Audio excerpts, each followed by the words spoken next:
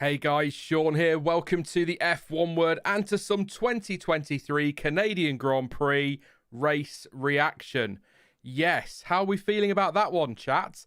And if you're watching a little bit later, let me know down in the comment section. Give me a rating out of 10. I feel like I've said this a lot this season. A hell of a lot, actually. A bit average. It's one of those, you know how we said that Monaco was good for Monaco? I feel like this was okay, but not great for Canada, if that makes sense. We often see some cracking racing here, but I enjoyed it. I did enjoy it. I think it was one of those races where, how can I phrase this? Things were happening, but there was also a lot of anticipation that something was going to happen, especially with those DRS trains and Hamilton and Alonso kind of trading blows at one point. So I kind of feel like it was a lot of anticipation, a lot of build-up, and it didn't really come to anything thrilling, but it was still a decent race. I enjoyed that. A lot of people will be over on social media saying it was crap and Formula One's dead, as they usually do, but then, you know, whatever, don't watch it. It's as simple as that, really, isn't it? And I'm sure some of you in chat will feel the same, but you know, you're still here on a Sunday watching it, so can't be all that bad. I quite enjoy it. Great from Max Verstappen again today. We'll go through the order in just a moment. That's what we're saying in chat. 6 out of 10. 7 out of 10, 5.75 says a zero line. Getting more specific, you lot.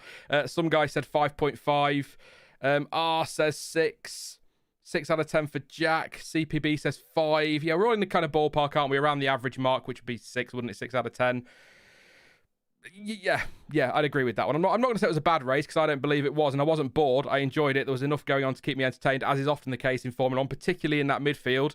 But it wasn't a potential 9 or 10 out of 10, which we've sometimes seen in Canada. Yeah, definitely. I am solo tonight, as you might have worked out by now, because it's a a later one here in the UK and in Europe, and it's difficult to get guests for these ones, so I tend to do these solo. So I'm on my own. So we'll go through the field. I'll take lots of your questions. I'll come to you throughout as well. Great drive from Albon. You're absolutely right. Fantastic drive. I wanted to keep reaching for my drink because I'm a little bit warm with the PC at my feet chucking air at me, but I'll be absolutely fine. Let's crack on with it. Let's get through the order relatively swiftly, but there is quite a lot actually about several teams to talk about. I've got some breaking news if you didn't catch the race. Pretty huge news that will shock many of you, I'm sure. Max Verstappen won the race. I'll give you a second to get over that massive shock. Yes, it is. Another win for Max Verstappen. His 6th of the season from 8 races. Red Bull's 8th. That really goes without saying, 8 out of 8. But also 41 wins for Verstappen now in his career, matching the incredible Ayrton Senna. And the 100th win for Red Bull in Formula One, or Grand Prix win for Red Bull in Formula One. But also, apparently Adrian Newey's 200th victory, which is absolutely unbelievable. What a man he is. Fantastic career. 200 wins for him, 100 for Red Bull and 41 for Verstappen. It all kind of lined up perfectly, didn't it? So absolutely amazing.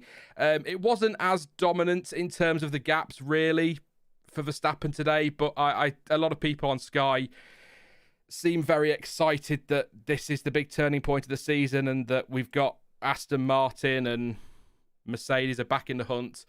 I'm not convinced. We want them up there fighting, but 9.5 seconds clear across the line. And at one point, he was told over the radio, others are pushing a lot harder than you are at the moment. And at one point, he was laughing over the radio because he took himself out of the race. Was he really pushing that hard? Is that everything we've seen from that? Is that everything that Red Bull's got? Absolutely bloody not. So I'm not quite as not optimistic because Red Bull are there. They've built the best car. They deserve this. But I'm not as excited about the Aston Martin Mercedes resurgence as some people seem to be. If you follow what I'm saying, I think there's a lot more in that car. If Verstappen is properly pushed by those two, Alonso and Hamilton, I think he's got a lot more pace in that car. Pretty faultless today, apart from that one moment, like I say, where he skipped over the curb at turn 8, sort of exit at turn 8, entry of turn 9, bounced past the curb and then laughed over the radio that he nearly took himself out. At one point said, I think I hit a bird. That was around lap 10. Quite exciting for Max Verstappen today. Was struggling with grip at one stage, but was told that, he said it a couple of times actually, was told by the engineer, we've got the message now. They then theorised on Sky that maybe he was playing a bit of a game. Perhaps, potentially, I don't know, but it soon came back a couple of laps later and he was pumping in the lap times again and seemed fairly comfortable. It must be said Alonso was having to do quite a bit of lifting, coasting, but again, I think if Alonso was really pushing and closing that gap, I feel like Max Verstappen probably had more in the tank if he needed to. That's just how it felt to me. I think, honestly, versus where we were at the start of the season, I think Aston and Mercedes are closer, but they're not close, if that makes sense. So there you go. Probably, yeah, CPB, because it's probably the way it's going to go. A 1-2 for them in Austria. Well, we'll see. But then Perez doesn't seem to be stepping up, does he? We'll talk about him in just a second. Verstappen pitted under the safety car, which came out because of George Russell's crash. I'll get to that in a bit as well. Kind of a free pit stop there for him, and then pit for a second time after Alonso and Hamilton had made their second stops. Again, it was basically a free pit stop. Made sense. No point risking it. Pretty comfortable. Like I say, just that bump over the sausage curb and hitting a bird was about as dramatic as it got for Max Verstappen today. 41 wins now, like I say, matching Senna's record. I know a lot of people are going to say things like, there's more races now, which there are, and reliability's better and all of these things, but it's still amazing. Absolutely amazing to think. Oh, what was it? I can't remember what they said. He's 8, I think, was it Martin Brundle said 8 years younger than Ayrton Senna was when he reached 41 race wins. So God knows where Max Verstappen's going to end up, especially if this car continues to dominate the rest of this season and through next season and beyond. Some people say to the end of 2025 even. I'm not quite so sure. We'll see. He could be right up there challenging Schumacher, Hamilton for these records. It's just unbelievable. So huge credit to him. Huge credit to Red Bull. Absolutely. They deserve it. I know a lot of people won't like that, but they do. Not much to say. I'm not gonna keep banging on. We'll take questions later. If there's anything you want me to cover, I'll come to in just a moment when we get to get the top 3 out of the way. If I've missed anything, you can let me know. Sergio Perez. I mean, what do you want me to say? 69, nice points off his teammate now in the championship after 8 races. Basically game over, I think. Actually, do you know what? Martin Brundle summed it up perfectly after the race. There is only one driver and car combination who he believes can overturn that 69-point gap right now, and Max Verstappen's driving it. He's leading the championship. So Perez in that Red Bull, is he going to turn that around? Probably not. Aston aren't going to have the pace to do it. Probably not. Mercedes, probably not either. So it's looking very, very good for that third world title. But it has for a while, if we're being honest, hasn't it? Let's not try and build this. A lot of people talking about the Perez title challenge, but I think they can stop that now. It was never a real thing. I said it from the off this season. It upset a lot of people, like I used to with Bottas when people used to get excited for that. It's like just Hamilton, Verstappen, Alonso, they're on another level to these drivers. And if you're in equal cars, you're not going to stop them. So unless something goes catastrophically wrong for them. So I'm sorry to be pessimistic on the Perez side. And I love Checo, I do, but he's not challenging for the title this year. He never was, and he's certainly not now. So you never know. I'll do that just to keep people happy, to cover all bases. You never know. 5 retirements from Verstappen, it suddenly all changes. That's an exaggeration, but you get my point. Didn't pit under the first safety car, Checo, because he started on the hards, was way too early for that, so made perfect sense to stay out. Did get up to P6 through the safety car stops, pitted on lap 37 to get rid of them to put the mediums on. Rejoined behind Albon in P7, but just no race pace. The pace wasn't there. I thought when he got behind the Ferraris after that safety car, that he'd be able to sort of chip away at that gap and get close and then get past them and bring himself back into play. But he just didn't have the pace today for whatever reason. I'll see if the press release comes through, but it just wasn't there. And then pitted late on for the softs to go for fastest lap to give himself some sort of a chance and get that point for Red Bull in the Constructors. But it was a free stop. It was a no-brainer. It wasn't a brilliant strategy shout to do that. It was just a no-brainer. So I don't know where his pace was versus Ferrari. If anyone knows, please let me know, because I thought he would cruise right up to the back of them and be through easily, but it's just not happened at all. So what's going on with him, I don't know. I've seen a lot of people talking about Checo needs to step up. I think we said that 2 races ago. We said it last race, and we say it again now. If you want to win a world championship, if you genuinely think you can fight a Max Verstappen for a world championship, you cannot not take weekends off. That's harsh, but you can't have weekends like this consistently. 3 in a row now. Big losses in points. Decent recovery to 6th place from where he was on the grid, helped, of course, by the safety car, but he's in solidly the fastest car on the grid. He should be coming through, and I just don't think that's good enough, really, from Checo. I'm really disappointed, because I hoped he was going to... For those who want the title challenge, I was hoping he was going to deliver that. Obviously, you can still enjoy and appreciate what Max Verstappen and Red Bull are doing, but you want the other driver there to make it interesting, like Rosberg Hamilton, for example. Hamilton-Rosberg. So, just disappointed we're not getting more from him. Really. The zero line says, exactly, you cannot take 5 weekends off in a row. Maybe Perez has. We went on holiday. General Dragon says, Checo wasn't that good today, but maybe the Red Bull itself wasn't that good today either. I know you're not saying the Red Bull was a crap car before anyone jumps on you for that. That's not what you're saying. I know exactly what you're getting at. That, like I said at the start, the gap is not huge, is it, Verstappen to Alonso? But I still think there was more in that car. If Alonso got closer, I think Verstappen would have put his foot down and got on with it. I genuinely think he was not taking it easy, because that makes it sound like he's taking the piss out there a bit. But he's not taking it easy, but I think he was managing the pace. Something, of course, 22 race season, got to think of the engine, don't want that blowing up, don't want to take penalties, so look after it where you can and then push when you need to. And I think that's kind of where Verstappen is. I get your point, but I don't think that. I think Perez is still in a car considerably better than the Ferrari, better than the Mercedes, and better than the Aston. So it's a bit... They said something after the race, actually. I think it was Verstappen said it, that it was a track that maybe didn't... Along the lines of a track that maybe didn't suit them this weekend, so maybe that's played a part. But I still think in that car, he should be coming through better than that. That's just my view. You may disappear. There's nothing wrong with Perez as a driver. I've said that a million times on this channel. I'm not going to slam him as a driver, because he's not. He's a very good driver. Defended him a lot against people who are like, oh, he's just an average midfield driver. He's not at all. He's better than that. He's a very good driver, but he's not.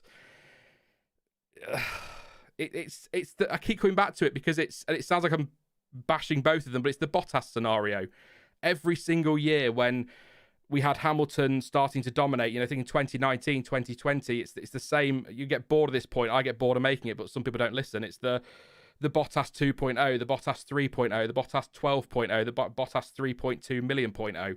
It's just all the time we get that argument that the second driver is going to be there and then they're not. And that's kind of where Perez falls for me. Fantastic driver, just not a challenge for the title, but just not at the pace today. Maybe it is a track thing. Maybe the car just wasn't the dominant car of the weekend.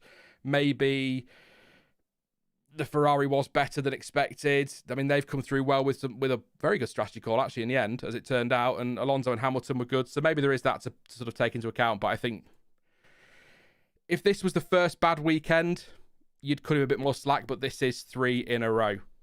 3 in a row for Perez. And it's not 3 in a row where he's finished second to Verstappen and lost 21 points. He's lost big points, 25-point swing.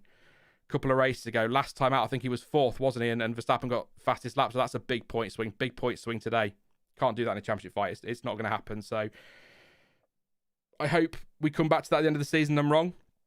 And he proves us all wrong. He does a cracking job. But I'm a little bit concerned, just on driver transfer news, randomly. A little bit concerned that Christian Horner started to pull out the Albon Gasly line. He just needs to get a result. He just needs his confidence, etc., etc.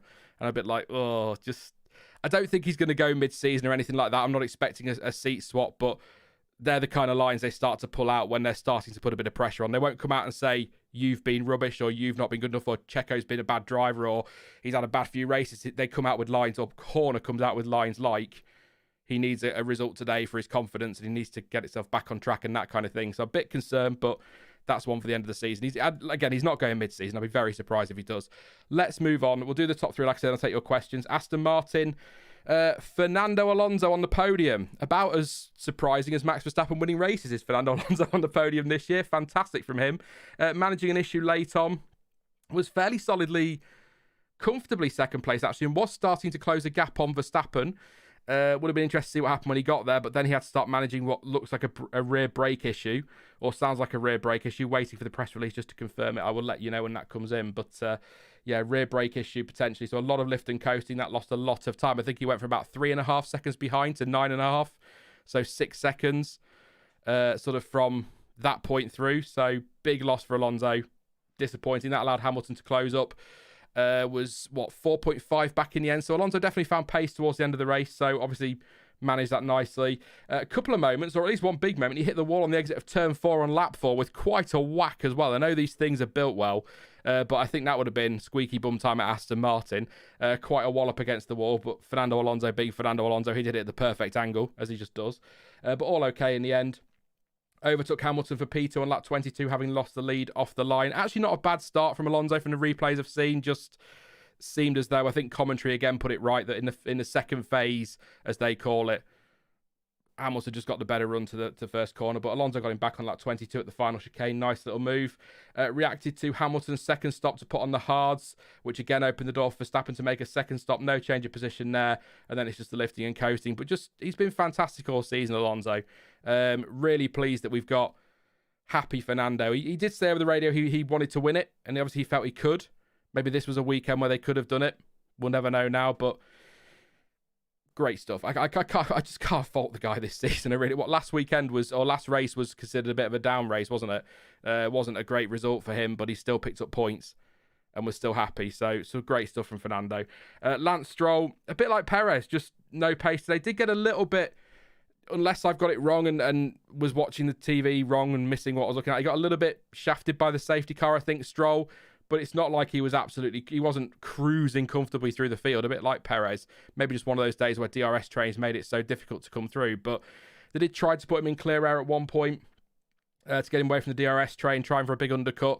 Sort of worked because he came through to P9, so it's something for him. But I think Stroll...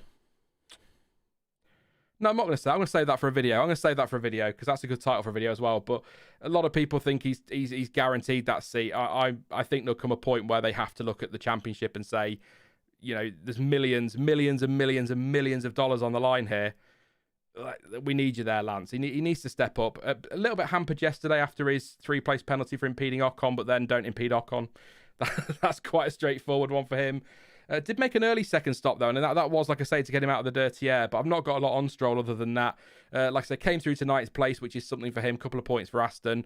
But Alonso, the star of the show for that team, once again. What is that? His 6th podium of the year, Alonso? Looks very happy in that picture, that's for sure. 6th podium in a row. It's so good to see him happy. A team that seemed to really appreciate him as well. So... Good stuff. Good stuff from Aston Martin. Closing the gap a little bit on Mercedes in the constructors, I think. They will have done, yes, because George Russell didn't score, did he? So, lost second place last time out. Closed the gap a little bit this time. But again, Stroll needs to be picking up more points consistently. But is this qualifying again? It's there's the line. There's the line. He needs to improve his Saturdays. It's as simple as that with Lance Stroll. It's just not something he's been especially amazing at, although he has had a pole position in his career, only the one, mind, but he's still had a pole position, so he can qualify well. Front row start, I think, in Monza many years ago. That's how long he's been in Formula One, 2017. So he can do it. It's just it's more often than not that he can't handle a Saturday for some reason. So points are on a Sunday, I guess, but he needs to be up there helping his teammate. He could have been up there today to help with the Mercedes with strategy, but he wasn't. And again, that's another point for Perez, I suppose, on Verstappen, isn't it? If Aston and Mercedes do close that gap enough, he needs to step it up to help protect his teammate and help protect the points for Red Bull, although I've got a feeling this championship or both titles will be done by the summer break, so maybe not a concern. Yes, Devon, it was Turkey 2020 for his pole. He did. He did indeed. It was Turkey. That bizarre race weekend where they had to send cars out overnight to try and put some rubber down on the track because it was just an awful weekend. But yeah, that's Aston Martin. Mercedes, good stuff again. Hamilton, P3. George Russell, not so much. Come to him in a second. But yeah, another podium. 2 in a row is that for Hamilton now. 3 in total this season. Good jump off the line, on Alonso. So good stuff there. A little bit of the unsafe release on Alonso that was investigated. When I watched that live, I thought that was a slam dunk. And I think a lot of people thought that was a slam dunk. When you watch it on board from Alonso, it's not actually as dramatic as it looks off board. So, off board, penalty all day long. But when you go on board, you think, well, actually, you can kind of see why the stewards decided not to give that, which was interesting. So, let me know what you think in chat if you think that was a 5-second penalty. It makes literally... no, it does make it would have made a difference because it would have put him behind Leclerc, but Hamilton might have picked up the pace a little bit, I think. 4.4 seconds? Yeah, one stop Ferrari. So, either way, it doesn't matter, does it? But pitted second time on lap 40. End of lap 40 for mediums. Ferraris and Perez pitting allowed him to get that free stop. So he may as well have tried it. I think it was the right thing to do. They pit. You've got the gap behind. You're catching Alonso, or you're in the fight with Alonso, but you're not doing anything about Verstappen. So come in, stick the mediums on, try and force their hand, and he did, but didn't come to anything in the end. Like I say, 4.5 off Alonso in the end. So it was close. I agree with Clans. It was very, very close, but I'm not convinced it was quite. It definitely wasn't as dramatic. Do you remember me and Freddie last time out talking about? I think it was Ocon's move to defend against Alonso, and we said that off board it looks worse than on board. It's that kind of thing. Just good. It's good to see Mercedes up there. We just need Ferrari up there as well now to really make it nice and spicy between Aston, Mercedes and Ferrari for that fight for second, third and fourth. Better from Ferrari, but we'll get to them in just a moment. George Russell was doing well until lap 12 when he went deep into turn 8. Sort of went over that sausagey curb thing and then went and bounced into the wall. Big damage. Big damage. Surprised he continued as long as he did, actually. Safety car deployed. Pitted for repairs. Was asked if it was okay. Said a bit bent, but I think it's okay. His pace was decent. He had a good recovery. I think he got up into sort of 8th place. He was behind Alex Albon, wasn't up into 8th place. So was doing well to come back through with a damaged car. That picture's not been resized. Apologies. But yeah, with a damaged car. But in the end, had to pit. Brake temperature's too high. Possible brake duct damage, which was a shame, but just going to happen if you stick it in the wall, isn't it? I'm quite surprised he continued. It was quite a heavy hit from George Russell in the end, but what can you do? Disappointing for him, and disappointed for him, actually. Not just disappointing for him. I'm disappointed for him because he was doing very, very well in the race. Sort of sticking with that fight early on, wasn't it, between Alonso and Hamilton and Alonso. Nothing more to add on that one. Rare mistake from George, says Nick Surface. Surprised more drivers didn't make it. Russell going into the wall wasn't his fault. He thought there was another car who he wanted to push off.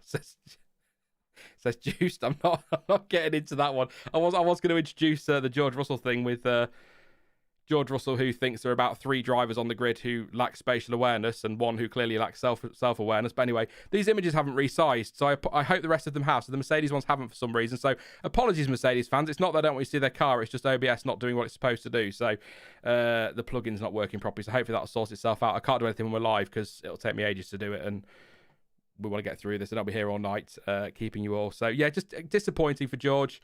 But great stuff from Lewis Hamilton and very good points again for Mercedes. I'm not going to sort of jump on this bandwagon of Mercedes are back that a lot of people seem to be jumping on, but you can see they've definitely taken a step, haven't they? They really, really have. They've kind of... They're closer. Again, they're closer to Aston Martin and Red Bull, but they're not close to Red Bull, if that makes sense. I think that's the second time I've said that, so you'll take my point on that one, but... Good stuff from Mercedes today. Anything you want me to talk about with those teams? Hopefully those pictures will sort themselves out. If they don't, then there's not a lot I can do, so apologies. Nick says 50-50 for me on the Hamilton penalty. Clansom, overhead, it's okay. Is the overhead pretty clear as well? So there you go then. Top 3 finish in the same order they started, says Nick. Very good point. KMS Boss says the entire year of 2020 was bizarre. Yeah, in F1 and in real life, wasn't it? Very, very weird. Had some super chats as well that have just refreshed on Streamlabs. So apologies I missed this. Cardi, 4 out of 10 race for me. We've seen a lot better in Canada. Very little actual action. Most of the time was waiting to see ifs would happen. And often it didn't. Max was in total control again. Albon was amazing holding P7. Perez is done. Ooh, very damning review there. Thank you very much for your super chat. And Stefan as well, thank you for yours. Says, surely top teams start looking at Albon again. He's doing absolute magic at Williams. He really is, isn't he? Fantastic stuff. I'm going to try to skip through his pictures now and see if... It was obviously just those 2. That's fine. There we go. Yeah, apologies for that. So, yeah. Thank you for your super chats, guys. Really appreciate that one. Loved Carlos disagreeing with Ferrari. We'll get to Ferrari in just a second.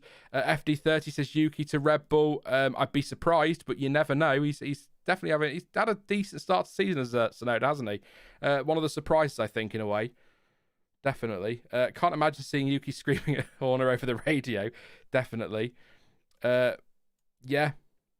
I'll roll on if you've got no questions or if there's anything that I've missed that you want me to talk about. Handyman says hit the like button. Please do drop a like. 463 here, 77 likes so far. Let's get that well over 100. I will take the opportunity then while I'm waiting for any questions to come in on the top 3 teams before we get to Ferrari.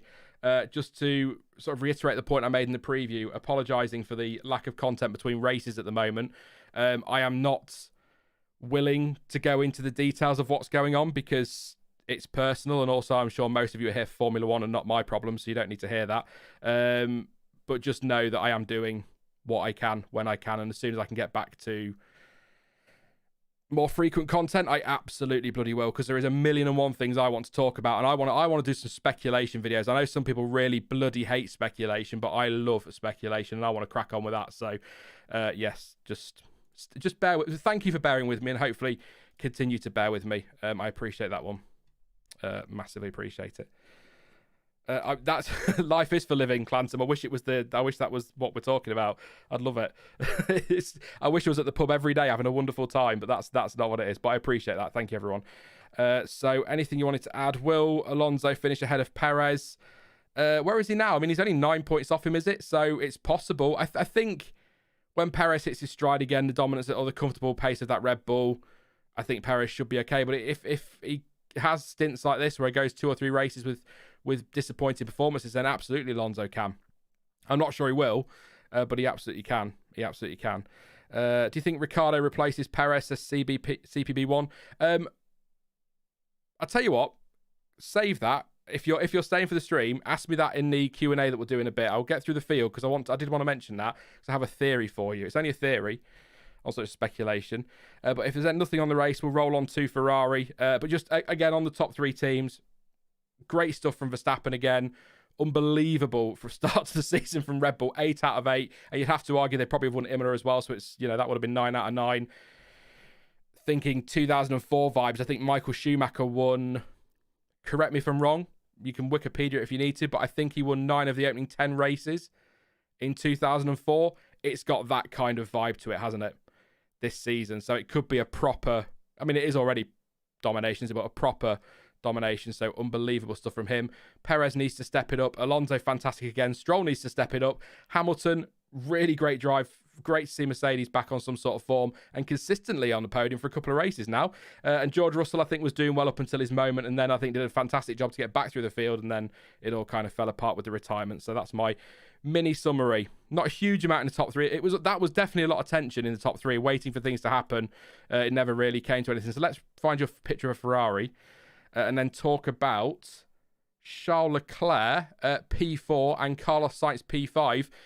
Apparently about the best they could have done today, they felt, in the end, based on where they started. Didn't pit under the first safety car. I was all ready to roast them for that because I thought, what are you doing? You've missed a golden opportunity. But as it turned out, absolutely the right decision. Made it the one-stopper work for both drivers. So really good stuff from Ferrari. Left them long on the mediums, allowed everyone else to come in and make their second stops behind them, which then meant that they could go in and not lose positions. Really smart call. Good pace as well in the race because they, like I said, they were able to keep Perez right behind them. What's the gap? 29.4 to Perez, minus a pit stop of around 20 to 22, allowing for a bit, let's say 20 seconds. So good sort of 9-ish seconds up the road in the end. So good stuff from Ferrari there. So the pace is definitely there and an improvement. But really for me, I'll read you my notes first. There were team orders by Ferrari. Charles Leclerc told a couple of times that Sainz will not attack him. So clearly their goal was follow each other home. This is the best we can do. 4th and 5th is very good points from where we were. Perez is not a threat. Just bring it home. Don't squabble amongst yourselves. Don't lose time. It makes sense. I firmly believe before the conspiracy theorists start that if the roles were reversed, it'd be exactly the same. Sainz would have been told Leclerc's not going to attack. It just made sense.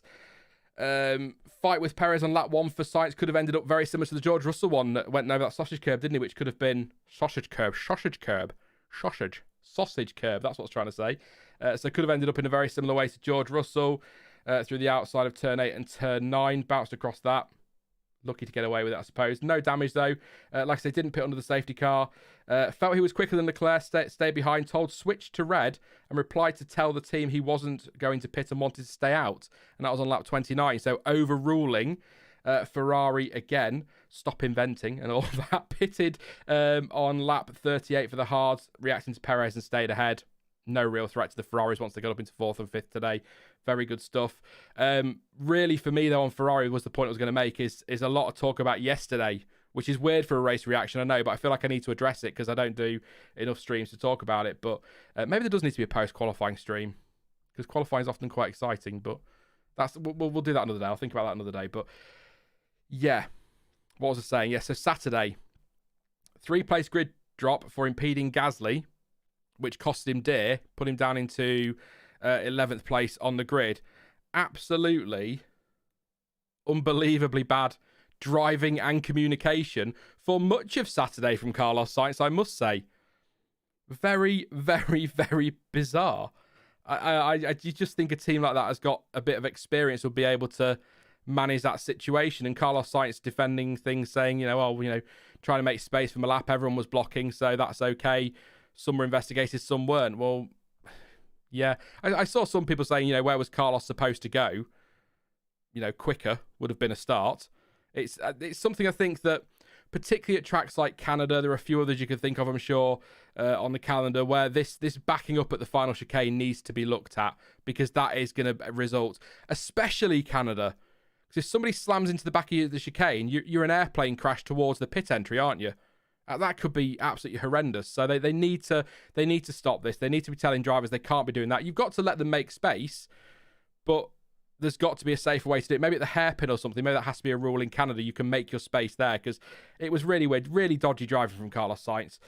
Not least because of his crash, but certainly with the way he was with Gasly. I'm not. 3-place grid drop is completely consistent and in keeping with what the stewards give for impeding. So I don't think we should be looking at disqualification and 10-place drops and things like that, because if you impede somebody, it's a 3-place grid drop. That is the standard. That is the stewards being consistent. I'm just surprised he wasn't looked at for more than one, I think is the thing for me. As for Leclerc, I made the point on Twitter yesterday and a bunch of morons didn't understand what the point I was making. I wasn't going in on Ferrari or Leclerc yesterday on Twitter. The point is a pet peeve of mine. It always has been. If you've been here long enough, you know this. If a driver in those changeable conditions in qualifying, says to the team, I want slicks. You get them in and you put them on slicks as soon as they ask for them. They are driving the bloody car. They know what they need at that point. That was the point I was making, not absolving Leclerc from any kind of blame or saying Ferrari are crap at strategy. It's a pet peeve. You bring them in. It's sort of different in a race because they can look at the telemetry and say, actually, George Russell or whoever has just put the dries on and they keep spinning off and their lap times are horrendous. That's completely different. In qualifying, you need to react. I'm not saying that Leclerc would have got through into Q3 had they made that call, but I think he had a better chance of it. He did screw up several laps. He had several laps on the dries, but at that point, the rain has started to fall again. You've got to get those tyres up to temperature. The track is cooling as the rain falls, so it makes it more difficult. So when a driver says, I want slicks, bring them in for slicks, to come over the radio and say Verstappen stayed out on Inters, who gives a flying flamingo what Max Verstappen is doing in that situation? Who cares?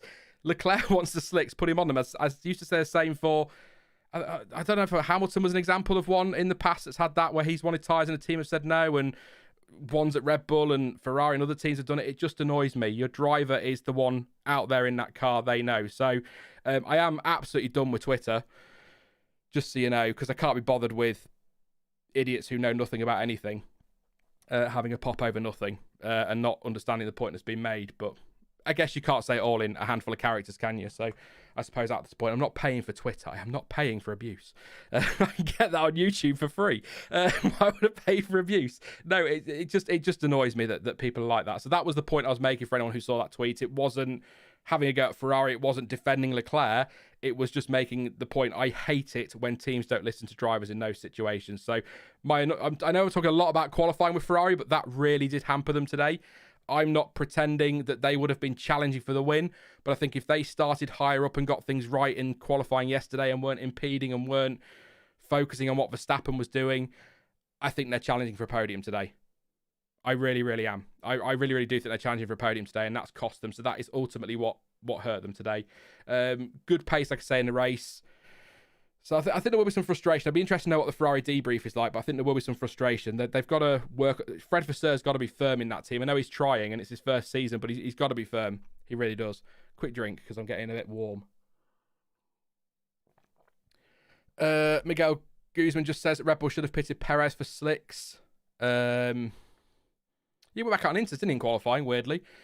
Charles needs to take control. So Stefan, a couple of people said that in the reply to my tweet, that he needs to start overruling the team. Says how long is he going to sit back and let Ferrari cook it? Surely he's smart enough to realise he can't trust them anymore. Well, Carlos Sainz today made the call, didn't he, over the radio?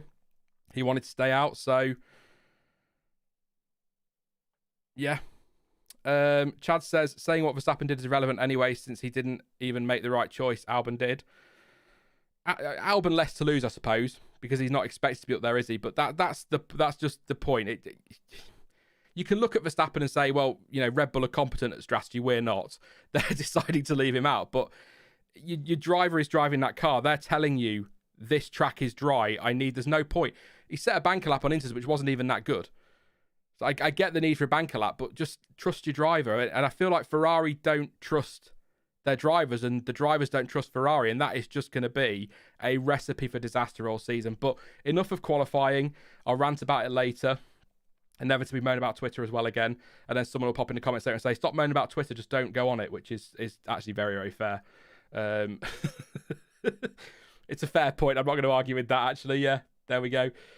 But in the race, good pace, like I say, just hampered by qualifying. Good to see Sainz standing up to the team. I would say that over the team radio. But not a huge amount to say on Ferrari, weirdly, despite a few notes in there, mostly about qualifying. Albon, P7, officially driver of the day. What a drive from Alex Albon, by the way. Let's get some positivity. Let's try positives. Let's do it. It's rare, but let's give it a go. Let's go to positives. Immediately go to a negative in the notes. Locked up passing Magnussen and cut the chicane, the final chicane. Lost a place immediately and fell behind Piastri again. Did get that back when I think it was Piastri or Magnussen made the same mistake. We'll get to that when we talk about them. Tyres were falling away massively. He was one stopping. 58 laps he did on a hard tyre. Reminiscent almost, not quite as long, but reminiscent of the Australia drive a couple of years ago, or last year was it? a couple of years ago, whichever. But fantastic stuff from him to get those tyres to the end. That car is rapid in a bloody straight line, by the way, as we all know and should know by now. And that just helped him big time. Nobody could get anywhere near him. Ocon tried, cruised up to the back of him on tyres that were, I mean, Ocon's tyres had done 34 laps when he caught, or by the end of the race. So, I mean, so much fresher than Albon. And Albon's defence was perfect. Great off the corners, despite his tyres. Fantastic straight line speed. Clever weave. He wasn't weaving down the straight, but just clever enough to sort of move across a little bit to break, sort of take a line and break the toe, then come back onto the line and break the toe a little bit more. So classic Albon defence, I think they called it. And that was fantastic. Big upgrades this weekend on that car, which I think will have had an impact, but I will reserve judgment until we see them on a different track, because Canada is one of those that was always going to be a good one for Williams because they have got such a good car in a straight line. So I'm not poo-pooing their upgrades. They could be absolutely phenomenal. They could now be top of the midfield. Who knows? I don't think they are, but they could be. But they were always going to go well this weekend. So I'm really, really happy for them. Great as well, the points. Well, I think that's moved them up in the constructors a place above Alpha Tauri. And actually, indeed, it has her up into ninth now, and they're just 1 point behind Haas and 2 behind Alfa Romeo. They've got a genuine shot this season, if this isn't a one-off, of a top 7 finish in the championship, which I don't think many would have predicted at the start of the season. So great stuff. I mean, Albon's doing some fantastic stuff, as somebody said in chat earlier, doing some fantastic stuff in that car, and he deserves all the praise for it as well. Such a likeable guy, isn't he? There's not a lot wrong with Alex Albon at all.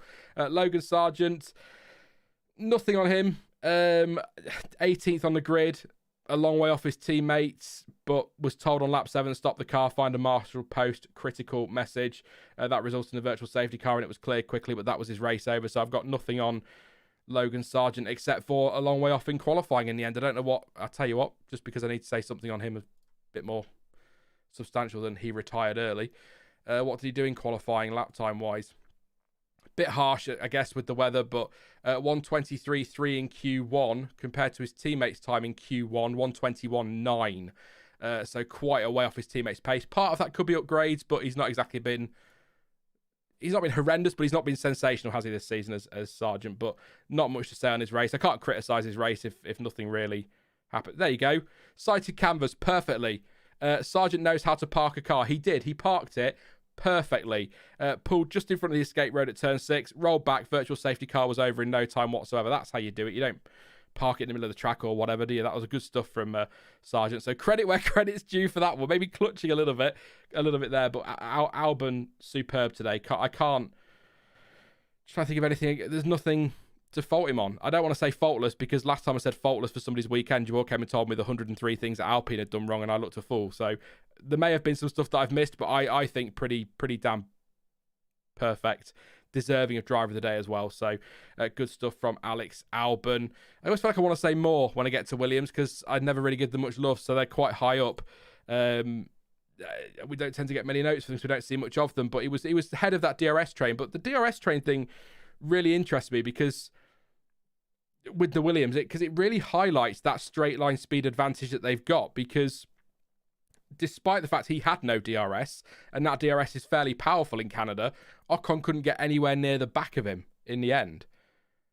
So, I mean, what, any track now with proper long straights, like tracks similar to Canada, or, you know, Monza, for example, they're going to have a great weekend in Monza, potentially. You can almost guarantee them points there. Nick de Vries got points there last year, didn't he? So, in his standing race. So, maybe that's what we need to be looking for Williams, and that could be critical in the championship. If they get a couple of points here and a couple of points there in those kinds of races, and Haas keep going backwards in Grand Prix, then they're looking good, Williams. So great stuff from them, great stuff from Albon. Can't fault him, really, really can't. Esteban Ocon, 8th place. Wobbly rear wing is what I've written in the notes, because I've not got much else. Got stuck behind Albon, as I've already said. I'm not going to repeat all of that again, just couldn't get through. Norris was claiming that wobbly rear wing was dangerous. Rear wing was dangerous. Wobbly, sound like Jonathan Ross. Wobbly rear wing was dangerous, and if it falls off, then it's going to be nasty, basically. Again, Martin Brundle made the point in commentary. It was stable at high speed, so it wasn't like it was about to fall off. It looked like it was going to drop off, but I think it was absolutely fine in the end. So, what can I say? Really, on Esteban Ocon. It's more points. It's 8th place. Kind of want to make my case that Ocon would have been best of the rest, so maybe my prediction was just about right, but Alex Albon spoiled the party for that one, so yeah, that's frustrating. Lauren Rossi has promptly had his mouth shut by results since his childish outburst at Alpine, says Stefan. Yeah, they're on a roll, aren't they? I think prior to this race, both drivers they'd had double points finishes in the last 3 Grand Prix, including that podium at Monaco. Gasly, not a great race today. Slow first stop to get rid of the softs and switch to the hard tyre, so he's not really... I mean, 12th place isn't horrendous. Jumps up because of Norris's penalty, which we'll talk about in a bit, but not much on Gasly at all there. But yeah, Alpine definitely seems to have taken a step forward. Whether the drivers have stepped up with a boot up the backside, I don't know. But I think Ocon's doing well this season. I really do. I said it last week or week before. A lot of people, like me, thought Gasly would get in that car and really match him, if not beat him. And Ocon's really holding his own there. I know he's settled at the team and he knows the car a little bit better, but still... great stuff. I don't know what people thought about the wobbly rear wing. If it was dangerous, I don't think it was. I'm not great with the technical stuff, but if it's been doing that all weekend and it hasn't fallen off, and it had done it all race up to that point and hadn't fallen off, then nothing really to stress about. Great scrap at the end from Norris. That was the other thing I wanted to talk about. Fantastic scrap with Norris right at the end. Norris outside of the hairpin. Tries to get back through down the straight. Did get ahead, and then Ocon just absolutely sticks it down the outside, doesn't he, of the final chicane. And then Norris has to skip it, I think, locking up and cost himself. I mean, it was over for Norris anyway at that point, it's the penalty, but really nice fight. That was kind of the story of the race, wasn't it? The outside of the top 3 or 4 teams, your story was Albon with everyone behind him. Lee says, for me, it's a flexi rear wing, not allowed. Zero Line says it wasn't dangerous. What? Anything on Gasly's race that you've got for me? Let me see if there's anything on Twitter. Oh, God, I have to log on to Twitter now. Did I log off? I'll go on that one. No, I'll go on that account. It's fine. I have another account that I use for news only. So, because that's one thing I'll give it credit for. It's good for news. You get it quickly. Just watch out for your rubbish. Anything from Alpine? Have they got a press release yet? No. Nothing there. So that's annoying. Just a couple of things on Gasly making a few moves through the field. I know he had a slow pit stop early on, but I've not got anything on Gasly, so if you've got anything, let me know. Some press releases started to come through, so maybe they'll tell me something in there. Did Gasly have a flexi wing too? Yeah. No, I'm not. Yeah, I've got, like I said, I've got a Twitter for news only, so because it's just easy to keep up with the journos on there. You Chris Medlands and co, just easier that way. Yeah. See, I was going to say something, but I'm not going to say it. But Sean Ryan says Gasly was definitely on the grid. Enough said. He was, but he was also in the wrong place on the grid, wasn't he? Thanks to Carlos Sainz in qualifying, massively hampered by that one. I think Otmar Safnauer said he would have been 6th in Q1. So would have been into Q2. So maybe would have been a little bit further up, and maybe that would have helped him in the race. So maybe there would have been double. I mean, he was 12th in the end, a 10th off Piastri, who was only 6/10 off a point. And Bottas was only 3/100ths of a second off Stroll. So actually, Gasly was only, a second maximum off Lance Stroll in 9th? So where would he have been in the race? We'll never know, will we? But where would he have been in the race without what happened with Sainz in qualifying? That's kind of my point, really. Yeah, I do waffle, don't I, when I'm on my own quite badly, but I have to fill an hour and a half, so there you go. Oscar Piastri, no, it's not at all, Sean. Shut up, it's Valtteri Bottas. And I can tell you now, I have no notes for Valtteri Bottas whatsoever. So, GG for Bottas. That's all I can say, really, for Alfa Romeo. I really struggle to get any notes for Alfa Romeo every single time we do these because we don't see a huge amount of them. They're usually at the back of something like a DRS train, or they just have a quiet race and then crop up in 10th place. So, good stuff from Bottas in 10th. 16th for Zhou in the end. Not great from Zhou. Problems in qualifying yesterday, didn't he? So that didn't help him with his qualifying position. Started 20th. So I guess, 2 retirements, but he's gained a couple of places to go 16th. Bottas, 10th place. It's a point on the board. Actually, quite an important point is the point to make. A lot of points there. Because that does keep them ahead, put them ahead of Haas in the championship for 7th. So it's quite an important point from Bottas there. So I could say that, I suppose. But I'll have a look at chat and see if you've got anything on Alfa Romeo. Bottas decided to race this weekend, says Nick. He's had a couple of off ones, hasn't he, as Valtteri? Definitely. Devon says Alfa Romeo has been very anonymous since the second half of 2022. Agree. I think my end of season video was a season of 2 halves for Alfa. because it was such a great start to the season. It kind of fell away, didn't it? But didn't really work. Bottas lost a place at the flag and Norris penalty promoted him. That was what happened at the flag. Yes, that was all chaos. That's what I mean. That was we saw what I was watching properly live. Was kind of starting to get the stream ready at that point, was Norris and Ocon's battle, and then around them there was the Bottas stuff going on. So Bottas, that's why the gap's so small over the line. So would have been P9 then without that. So yeah, okay, fair enough. Well, if you got anything on Alfa, I'll keep an eye out for the press release. It should be through soon. They usually send 2. I don't know why they send 2. They just do. Williams have sent theirs. So see if there's anything on Sargent's issue. Anything on Sargent's? Forced to retire Logan's car after we spotted an oil leak, which was starting to affect his power unit. We need to inspect the car tonight and find out exactly where the leak is coming from. It was a shame for Logan, as he had a good opportunity for some close racing and a good result. So that's from Dave Robson at Williams. So it was an oil leak, suspected oil leak, or there was an oil leak. Yeah, spotted an oil leak on the car, which was affecting the power unit. And that's basically it. Yeah, I'll wait for the Alfa Romeo one to come through and I'll come back to them then, rather than umming and ahhing for 10 minutes and not getting anywhere. It's difficult when you get further down the field to talk about things, to be honest, a zero line, but I try and make notes for everybody, but I always seem to miss out poor Alfa. So we'll do McLaren and I'll come back to them. We'll get the press release for Alfa. Piastri, P11, lock up and across the chicane, and lost P11 to Albon, having taken advantage of Albon going across the chicane, so that was quite funny, swapping those 2 positions around. Not bad from Piastri today, half a second-ish, just over, off of a point in the end, so pretty decent. He's solid start to the season for Piastri, I would say, but I'm hoping we see a bit more as the season goes on now. Would be good, but obviously would help if the McLaren was a bit more consistent with its pace. But yeah, decent from Piastri today. Lando Norris, unsafe release on Albon under the safety car, ? No further action from the stewards. If the Hamilton one wasn't, then the Norris one couldn't have been either, because that was even less close, I feel. Because Norris did try to stay to the left, didn't he, as well, in his defence.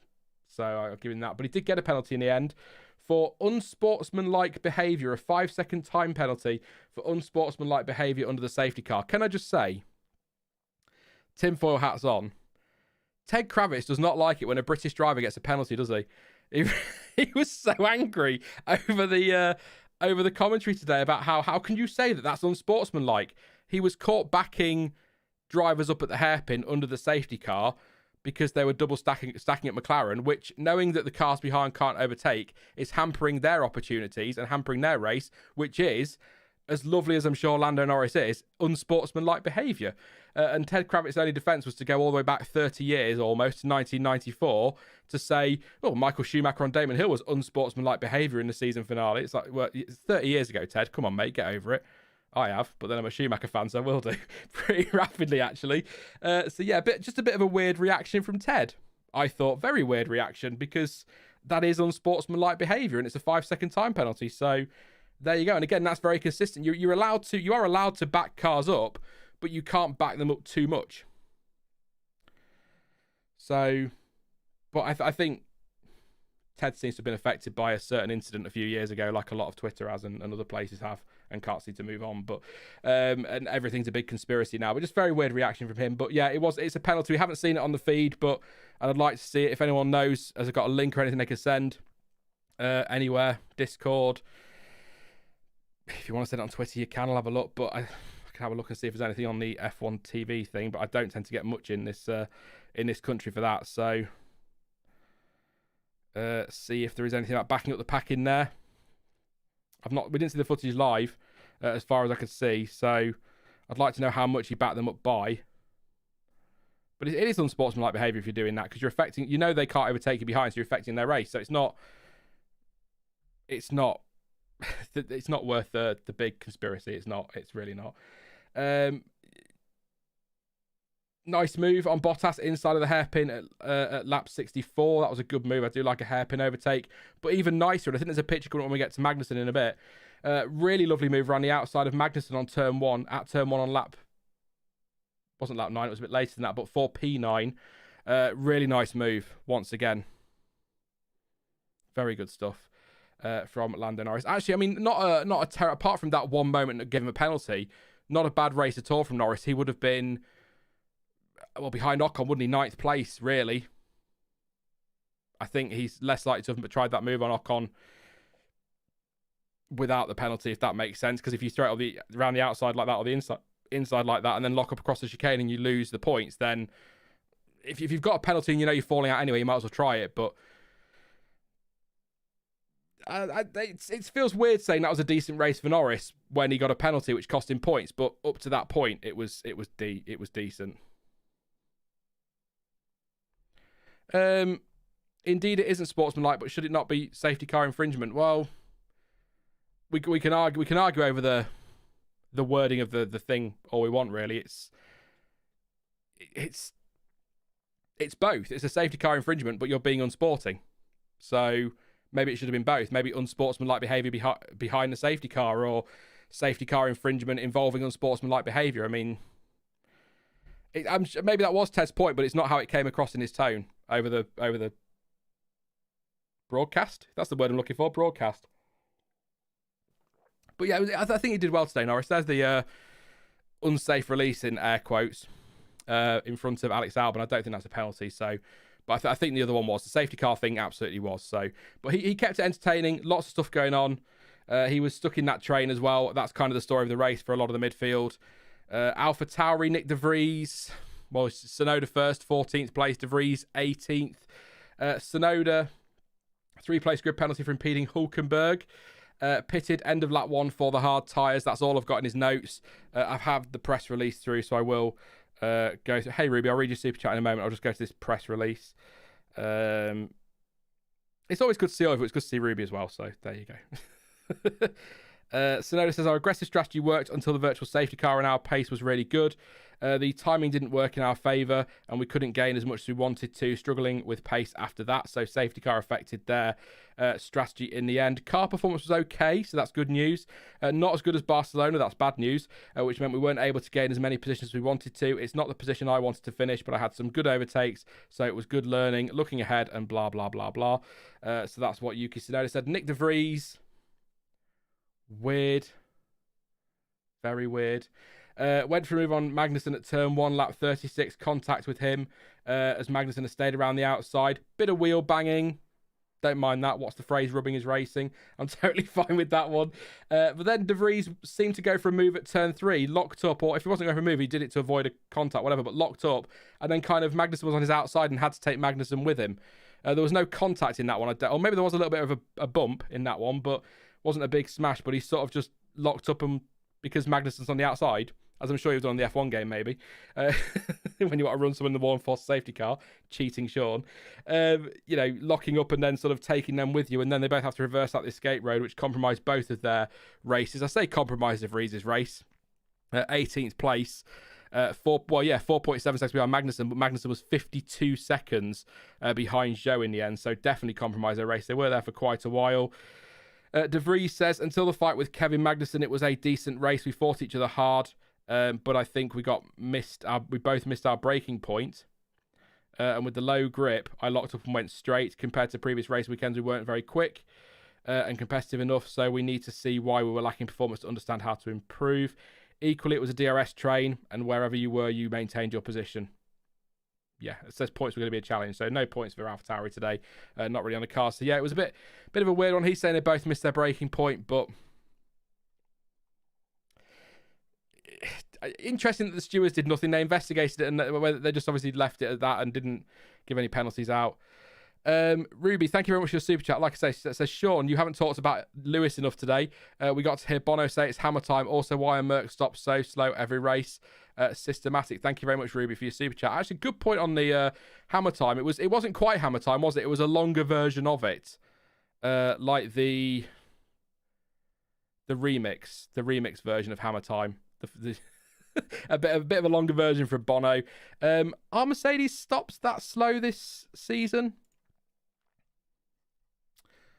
There's a list somewhere, isn't there, of how long pit stops take? I'll just have a look at this very quickly for Ruby. I'll have a look at the fastest pit stop thing. That might tell us what we're doing for... Oh, no, it's government. So Mercedes, their fastest stop in Barcelona was 2.61. Fastest stop the race before was not even in the top 10. Maybe they are then. No, fourth place in Miami, 2.52 and 2.71. I suppose they're not in the ballpark of the 2.2, 3 and 4, are they? But they're not, well, I say they're not that far off, but 9/10 of a second today for Lewis's stop nearly created a pit lane collision, didn't it, with Fernando? So I suppose in a way today, yeah. I don't think they've been too far off, but I'll have a look into that, actually. That's a fair point. We'll see what anybody says, but if anyone's got any information on that, but we'll have a look at some point on that. Thank you, Ruby, for your super chat. Where are we up to? We've done AlphaTauri. Not much more to add on them. Yuki again. I think decent start to the season for Yuki. Haas. What could have been? I mean, first of all, they just go backwards, don't they, in races? That's the first thing. Disappointing. Hulkenberg initially qualified on the front row of the grid. 3-place grid drop for a red flag infringement in qualifying. Basically, he was finishing his lap. Red flag came out and he was about 1.5 seconds over the delta time by the time he got to turn 1. Telemetry showed that he was within the delta in mini sectors, didn't they said? And it was a beep signal confusion that Hulkenberg blamed for it. So it made it difficult to kind of get under that delta time. Stewart said there was no suggestion he was driving dangerously. This is the mitigating circumstances. And this is a point that needs to be made. A lot of people on the old social media calling it a really harsh penalty. Actually, it's not a harsh penalty. It's actually a very lenient penalty. It is usually a 10-place grid drop, but because they considered mitigating circumstances, they lowered that to a 3-place grid drop. So it could have been much worse for Hulkenberg. So actually, fair play. 3-place grid drop, which put him down in 5th place on the grid, and then he just kind of went backwards, didn't he? In the end, literally no notes for him. I'll see if he's got a quote.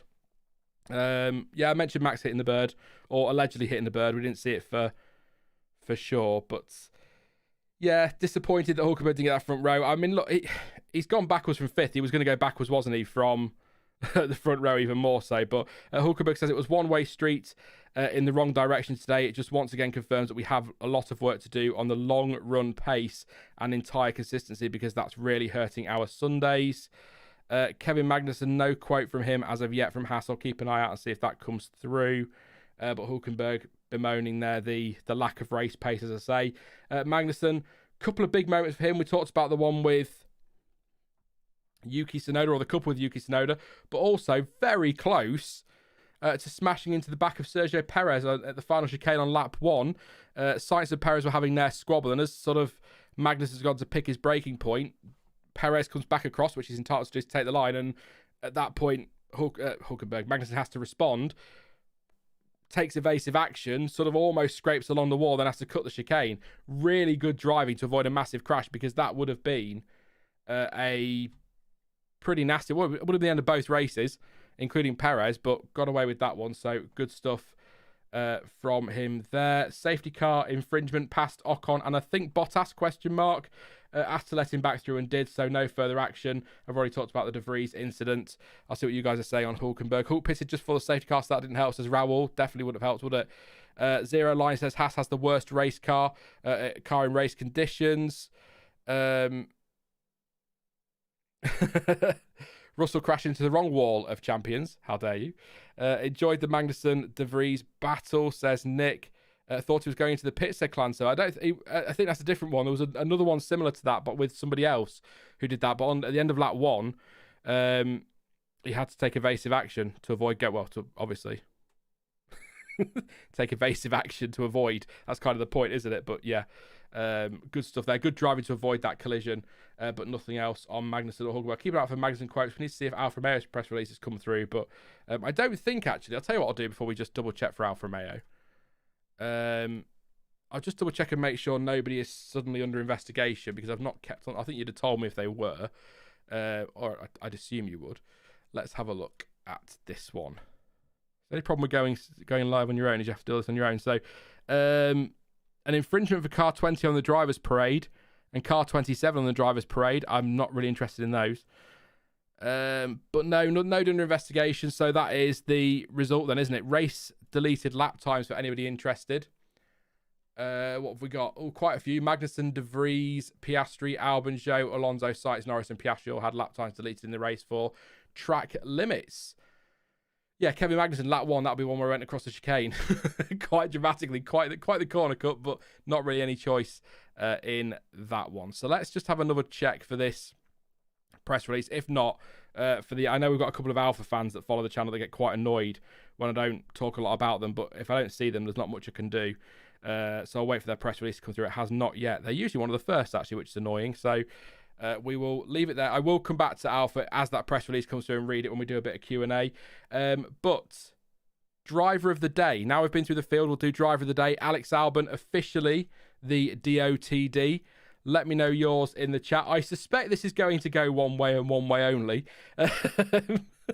But yes, Albon officially. I have a feeling you guys are going to be going for Albon as well. So because you're going to go for Albon, which I think would have been my pick because I'm just in one of those good moves today, I'm actually going to go with... I mean, you could easily say Verstappen. Absolutely, of course you could. Dominant, or fairly dominant today. Pretty comfortable. Very good driving. But I'm going to go with Alonso just because he had to manage that issue towards the end and did a really good job. Good pace up to that point. Was beginning to close the gap on the leader. Really good driving. Again, great pace. And then having to manage that problem towards the end. Managed to keep Hamilton at bay. Picked up the pace when he needed to. I'll go with Alonso for that reason. But it's kind of hard not to say Albon, isn't it? It really, really is. And according to chat, they seem to agree with that one. So I'll take yours in just a moment, and we'll go from there. Please do leave a like, by the way. 149 likes, 467 still here watching. Thank you very much. So please do leave a like. Always appreciated. Don't forget to subscribe as well if you are new. Lots of content coming up this season, of course, with race weekends, but also hopefully a lot more in between races now. So we're not going... best part of 2 weeks between content because it's too much, and then streams end up being 3 hours long because I don't talk to enough, and then I just want to talk constantly. Zero Line says hard not to give any 42-year-old driver of the day for being on the podium. Fair enough. So what are you guys saying for driver of the day? Nick says Albon 100%. CPB1 says Albon. KMS Boss says Albon. Stefan says Albon. Waldo says Albono. Zero Line says Albon and Nick. I mean, Nick gave us some drama for a moment, didn't he? That's fair enough. Alfie Alf says Albon. Miguel says Russell. I think Russell did a good job to come back, didn't he, from that incident? Some guy said Albon. Devon says Nick. Annette says Albon. Astro says, yeah, Albon. Hamilton says Ruby. Oh, Ruby, you shocked me. I was waiting for that. I can't believe it. Unbelievable. Fanta Boy says Ferrari strategist. Clansom says Alonso, Albon or Fernando. I'm not being, a bully or anything, Ruby, with that, with the Hamilton thing. If Michael Schumacher was racing now, first of all, wow. But secondly, I'd be Schumacher every week for driver of the day. Absolutely. But no, in fairness though to Hamilton, really good drive as well, so credit where credit's due. Albon or Fernando for Clanson. Alex Young, that's a good shout. Max or Albon says Raoul, question mark. I think both are fair shouts. Ferrari strategist, few people saying that. Villager says Albon for sure, says Rixis. Aswin says Ferrari strategists. Black Emergency says Albon. Pascal says Bottas. Pascal, I think, is an Alfa Romeo fan, so he might have some info from the race. Handyman says Bert. Fair enough. Sighted Canvas says Max. Jokes, it's Alex Albon. Fair enough. Henry says Alonso. Everett says Albon. What about Leclerc, 11th to 4th? Yeah.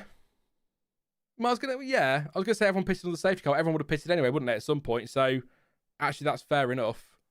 Yeah, no. I think Verstappen, Alonso, Hamilton, Leclerc, maybe even Sainz, good shouts. But I think Albon's everyone's favourite today, which is absolutely fine.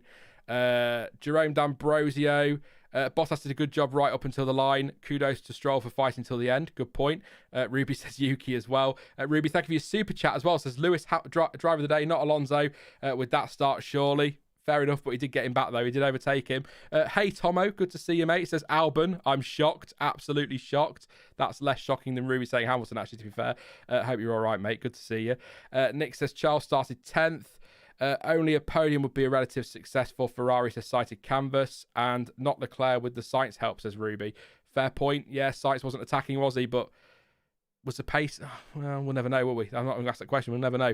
On the subject of questions, if you have any questions, please do pop them in chat. Anything I've missed, feel free to call me out on it, and we'll, in a nice way. I know it's the interweb, but, in a nice way.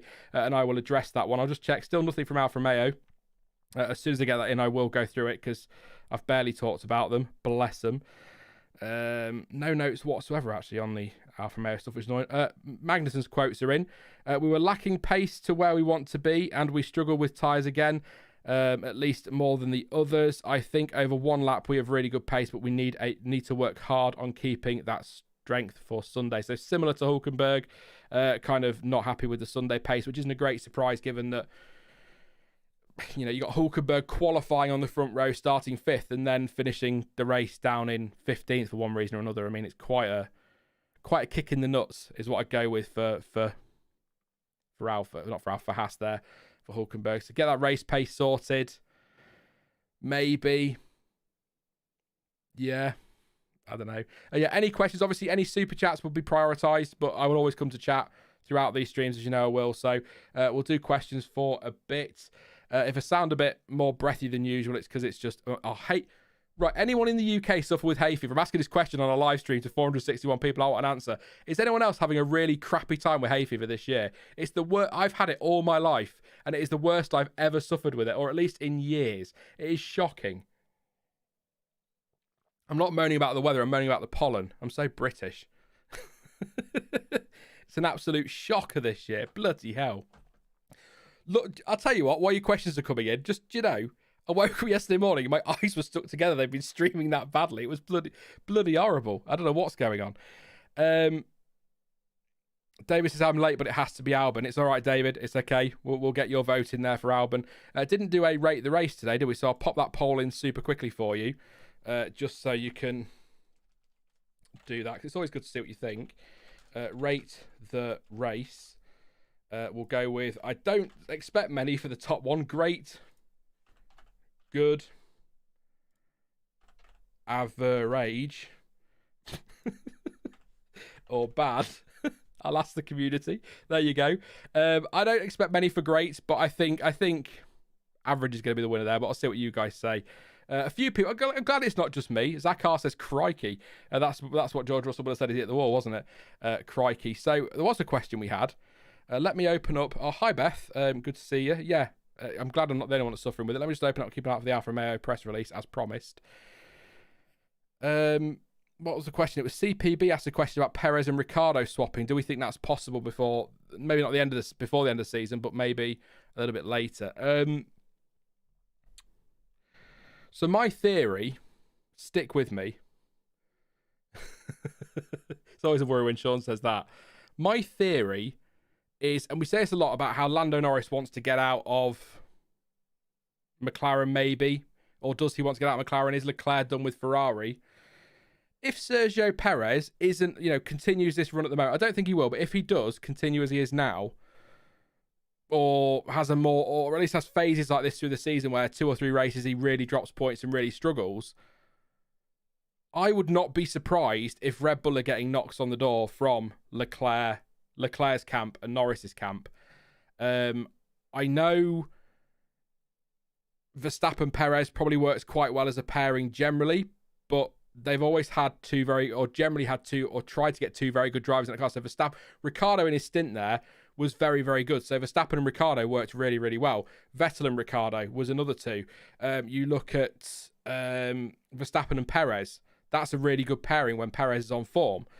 We had a few struggles with Gasly and to a lesser extent Albon, but there were still struggles there. That little period after Ricciardo had left. But I just wonder if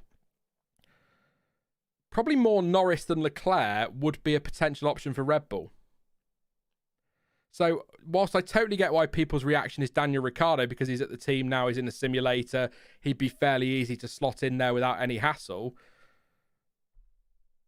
Could a Norris force the issue? I know they've got a contract, but drivers can get out of contracts. As I always go to as my example, Nico Rosberg had a new contract in 2016 and then retired, and Sebastian Vettel got out of his Red Bull contract to go to Ferrari, so there will be ways to get out of it. So could maybe Norris to Leclerc's possible, but it seems to be the Mercedes link that's bigger for Leclerc. When Hamilton retires, maybe he's the one that they're going to go for. Whenever Hamilton does retire, if he retires, he may not. He may stick around forever, like Fernando Alonso. So maybe at the end of the season, look at Norris. Daniel Ricciardo's easy to get in there, but I'm not sure. Well, his stock took such a battering, didn't it, over the last couple of years? And I always say I don't think he's done and washed as a driver, as a lot of people will say. I don't believe that for a second. He's still going to be a good driver in there. But would Red Bull be better looking for someone like, and also Norris, Verstappen, good relationship off track. Doesn't necessarily mean there would be a good relationship in the team, of course. But that for me is more, I'd be less surprised at Norris than Ricciardo in some ways. That might sound crackers given the fact Ricciardo's there, but we don't have the information of the simulator. There are rumours that he's not been great in the simulator. There are other rumours that say he's been very good in the simulator and Red Bull are quite happy with him, but only they know. So without the information, I can't really say yes or no either way, but I wouldn't be surprised if Red Bull looked elsewhere. A few people talk about Lawson, I think, was one that was mentioned the other day. On something I was reading, but I cannot see them putting Liam Lawson straight in that Red Bull, given the problems they had with promoting Gasly too quickly and potentially promoting Albon too quickly. I don't know. That's the point, actually, on Albon. I don't know what relationship he still has with Red Bull. I know he's not a Red Bull driver anymore, but he'll still know people there. He'll still have contacts there. If he carries on at Williams, could they give him another shot there? Or if they're willing to go back to Ricciardo, would they go back to an Albon if he continues to improve? It's really tricky because the driver market isn't that open this year, because we assume Lewis Hamilton is going to re-sign with Mercedes. I do not believe the Ferrari rumours. Why anybody would look at where Ferrari are right now and go, yeah, that's where I want to be, I don't know. Plus, as I said last time out, and as I think Nate Saunders made the point as well on the Wednesday stream we did, of all the problems Ferrari have, the drivers are the least of their problems right now, and they need to sort everything out. There's no point signing a Lewis Hamilton and carrying on with some of the decisions they've made at Ferrari over the last few weeks, months, and years. You can't do that. So I don't believe those rumours at all. So he will stay at Mercedes if he stays, which I think he will, in Formula One, I mean. Not retire, basically, is what I'm saying. But the driver market's not as open as it has been in previous years, because you've got Verstappen. I think Perez is tied down for next year officially, but again, contracts can be got out of, so that's sorted. Stroll probably isn't going anywhere. That's a topic for a video coming up. Alonso, I believe, will stay at least for next year. May stay beyond that, we'll see. Ferrari have got drivers tied down. They're not going to make a change. It's only really if one of those drivers, like a Norris or a Leclerc, forces the issue. I sound like I'm talking football transfers now, don't I? Players trying to hand in a transfer request. If they force the issue, then maybe that opens up an opportunity at Red Bull. Because I think it may have just been a rumour, but I think Norris was in with a shot of a Toro Rosso seat before he got the McLaren drive all those years ago, wasn't he? Because they were looking for somebody for Toro Rosso and he wanted a drive at McLaren and they gave him the opportunity. But I think Red Bull were in for him there, so maybe they go back for him. I think Verstappen Norris will be quite an exciting lineup. What do you think in chat? Stop me waffling. Come and shut me up and tell me what you think. Zero Line says Lawson is nothing special. I'll be honest, outside of F2, I've not seen enough of Liam Lawson to really comment. But I what I've seen, I quite like. But I was also a massive backer of Stoffel Van Dorn, so read into that what you will. Annette says, I would say they will make a decision after he does the tyre test. If McLaren lose Norris, that would be a huge loss for them. It absolutely would, Devon. I completely agree. Ruby says Lewis is not retiring. Lando is going to Audi or Aston. I think that's a fair shout. The Audi one's a fair shout, Miguel. I'm not sure about the Aston one. The Audi one, yeah, because, he's Andreas Seidel's there, isn't he? So there's a link there for him. 2 points does Perez need to be in Q3 as long as Perez gets them. The constructors, he has made 4 out of 8 Q3s this season. Norris is going to Audi to be number one there. Does Perez need to be in Q3 as long as Perez gets them the constructors?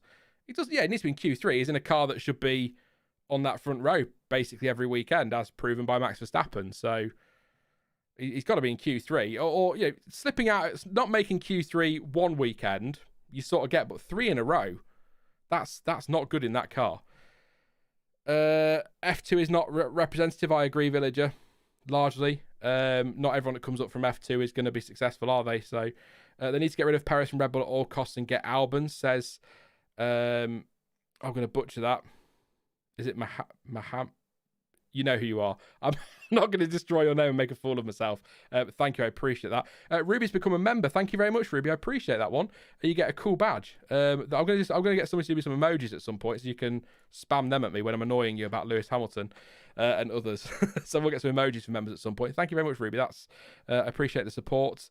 If Norris leaves McLaren, they'll go all in to get Sainz back. Well, or Perez.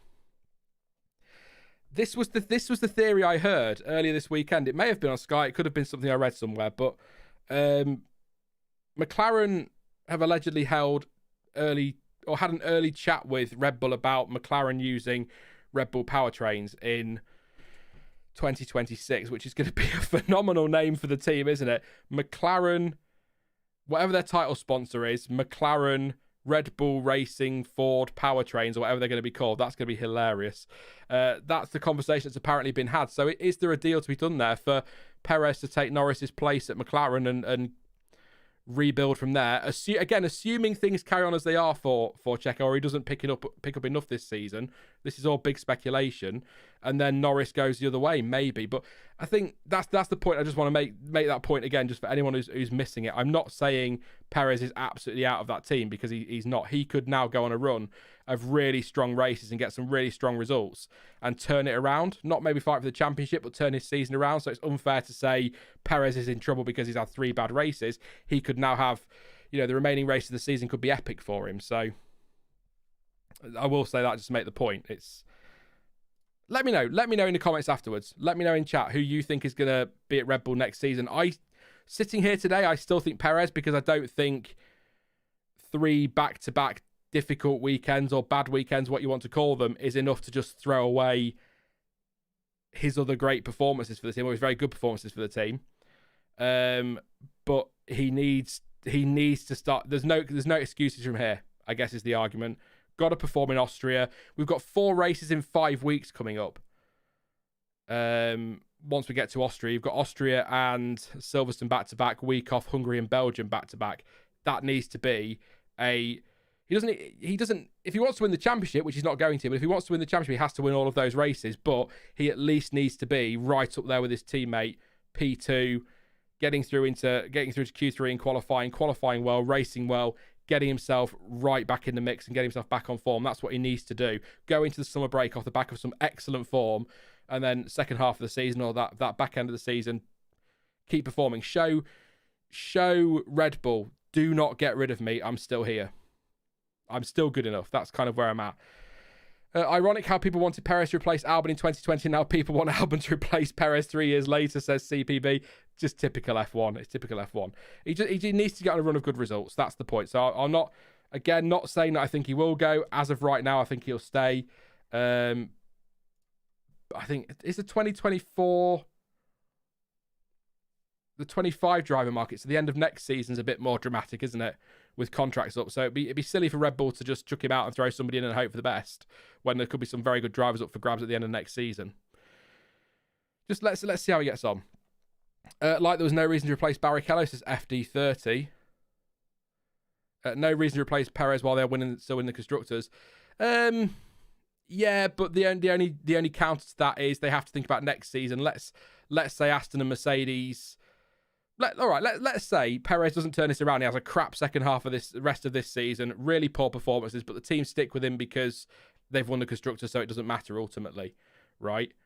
If next season Mercedes build the wonder car that people are hoping they will, or Aston Martin take a massive step forward and there's a really close fight, and Perez still doesn't perform, that could cost them a constructors championship. They will be thinking steps ahead, not just about this season. But I take the point. But Barrichello was a very good second. The difference between Barrichello and Perez is Barrichello was hopping out of Schumacher's way under instruction all the time. He was a clear number 2. Perez is clearly number 2, but he's not stopping on the line in Austria. Oh, you watch that happen now in 2 weeks. Stop on the line in Austria and let Verstappen through. let Max through for the championship, which he's already basically won. Let's leave it on Checo. Any more questions? Race-related questions related to the Canadian Grand Prix would be great. I'm still looking out for this press release from Alfa Romeo for the Alfa Romeo fans. If it doesn't come through before we end the stream, then apologies, but not a lot I can do, really. Alfa Romeo, that's what we're looking for, aren't we? See if there's anything in there. Nothing yet. I will keep an eye out, though. I'll keep your phone on. There we go. It cost him in 2021, says Random Bosman. Yeah, could argue that very well, actually, to be fair, yeah. Will Leclerc re-sign with Ferrari next year, says CBP1. I wouldn't. But that's the arg. As of now, I wouldn't. But it's the same with what we said about Norris. Where is the... Unless Red Bull decide to get rid of Perez or Hamilton goes, do you know what? I'm going to go and retire and go skydiving. I don't know what he'd do, whatever he wants to do with his life after F1. I don't know what any driver wants to after F1. Goes off to release an album or whatever and decides to have enough of Formula One, then maybe Leclerc could go somewhere. But if everyone is tied down, then where does he go? It's all right leaving Ferrari, but I'd rather stay at Ferrari than jump in a Williams or in an Alfa Romeo or potentially a McLaren where they are at the moment. So that's the problem for Leclerc, isn't it? How's the dog, says FD30, and always love dog talk. What kind of dog does Sean have, says the Zero Line. Dog's fine, hot at the minute, bless him.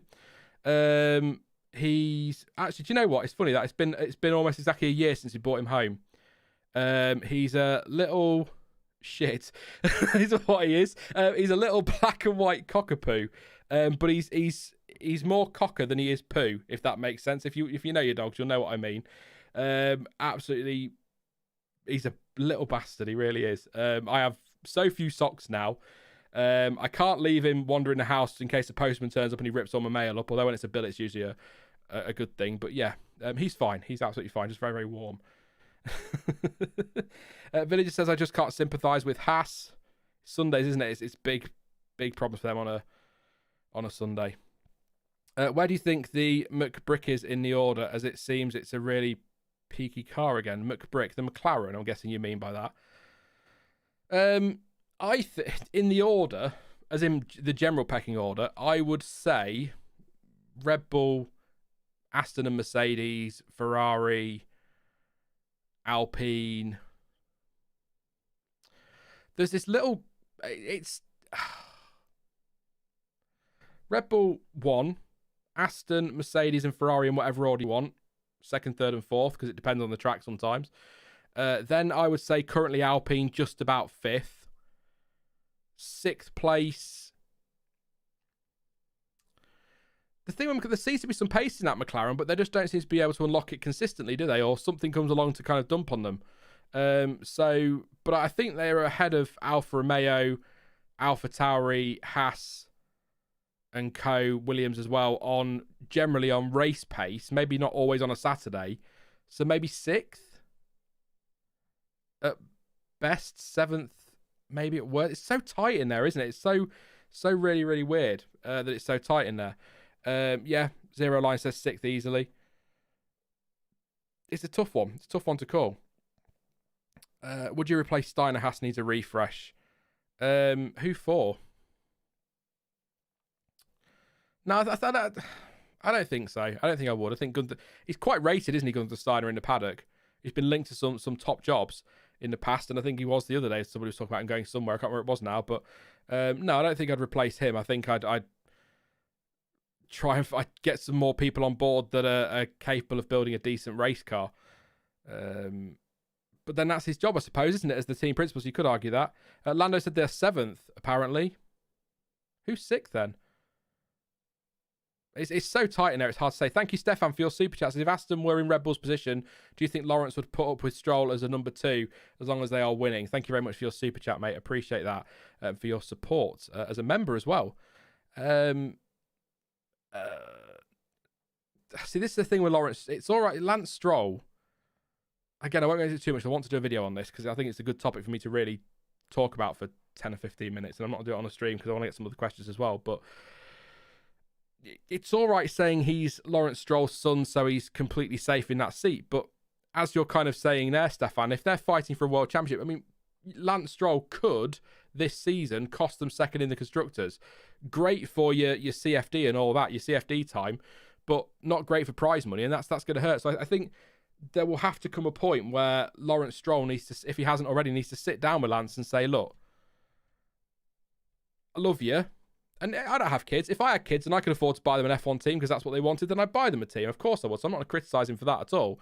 Everyone wants what's best for their kids, and if you'd do anything for them, wouldn't you? So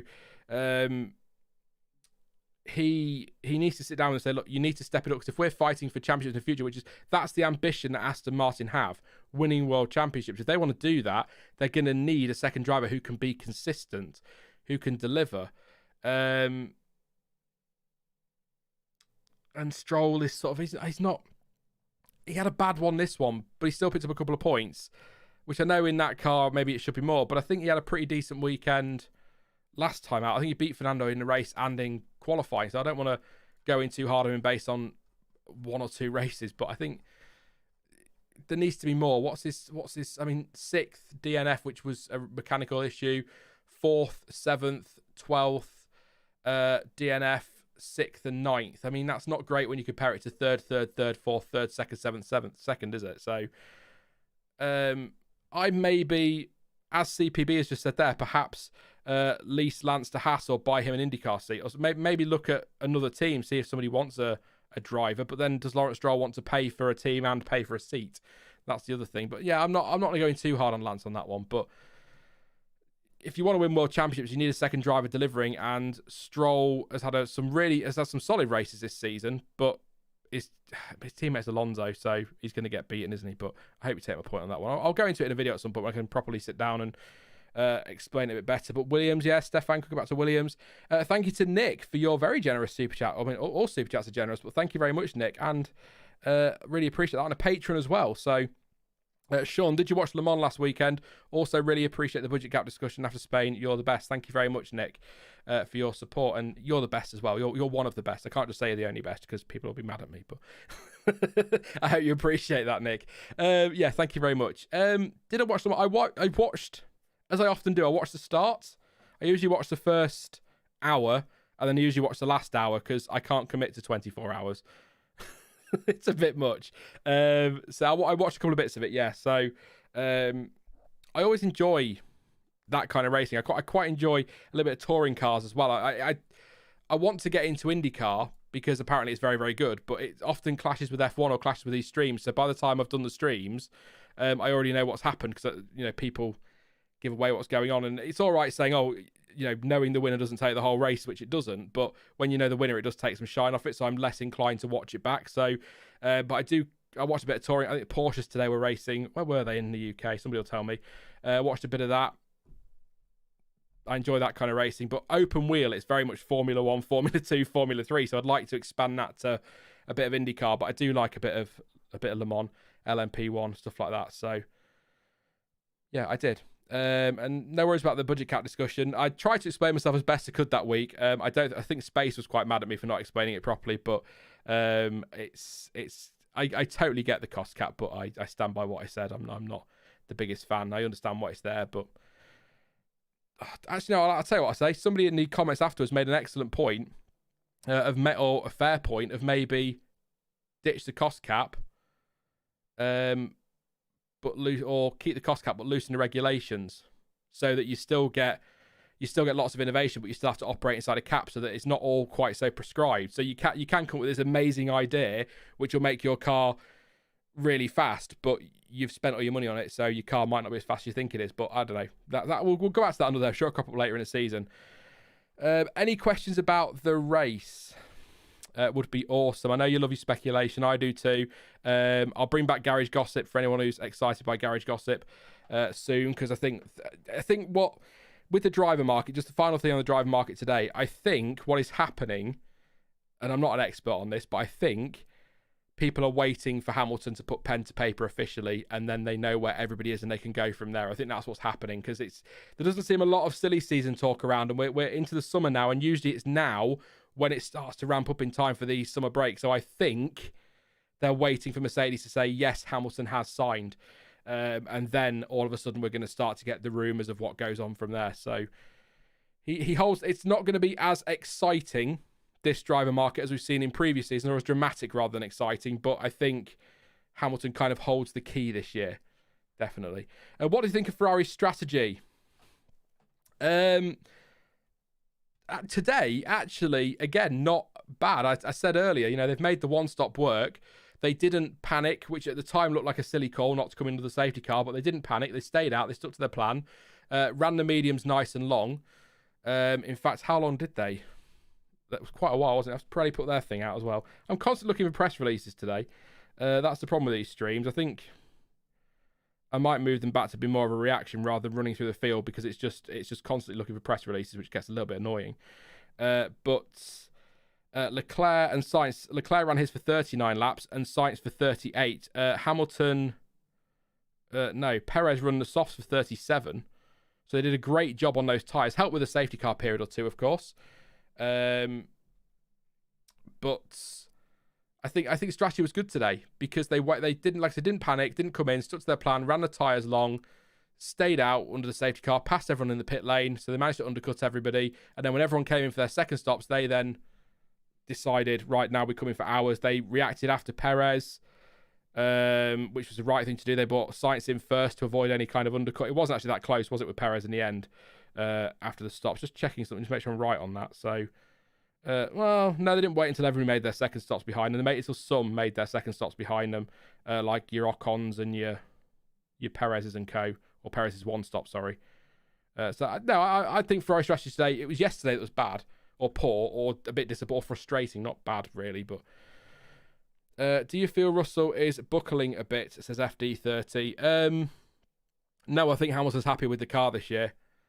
I think last season, George Russell was absolutely fantastic and surprised everybody, but Hamilton was not happy with the car at all, whereas this season, I think he's got in that car, he's happier, maybe understands it a bit better. I said last year quite a few times that George Russell spent 3 years driving a difficult Williams, hopped into a difficult Mercedes and was doing a really good job last season. I think that will have helped him. Hamilton had been driving very good Mercedes for several years. Now, second year in that car, it's improving. I think he's a bit more on his A game this season. And I think that then puts Russell, I'll say back in his place, but that sounds really terrible. But you know what I mean. That's just my read of it. I might be completely wrong. I think it's more that Hamilton stepped back up again rather than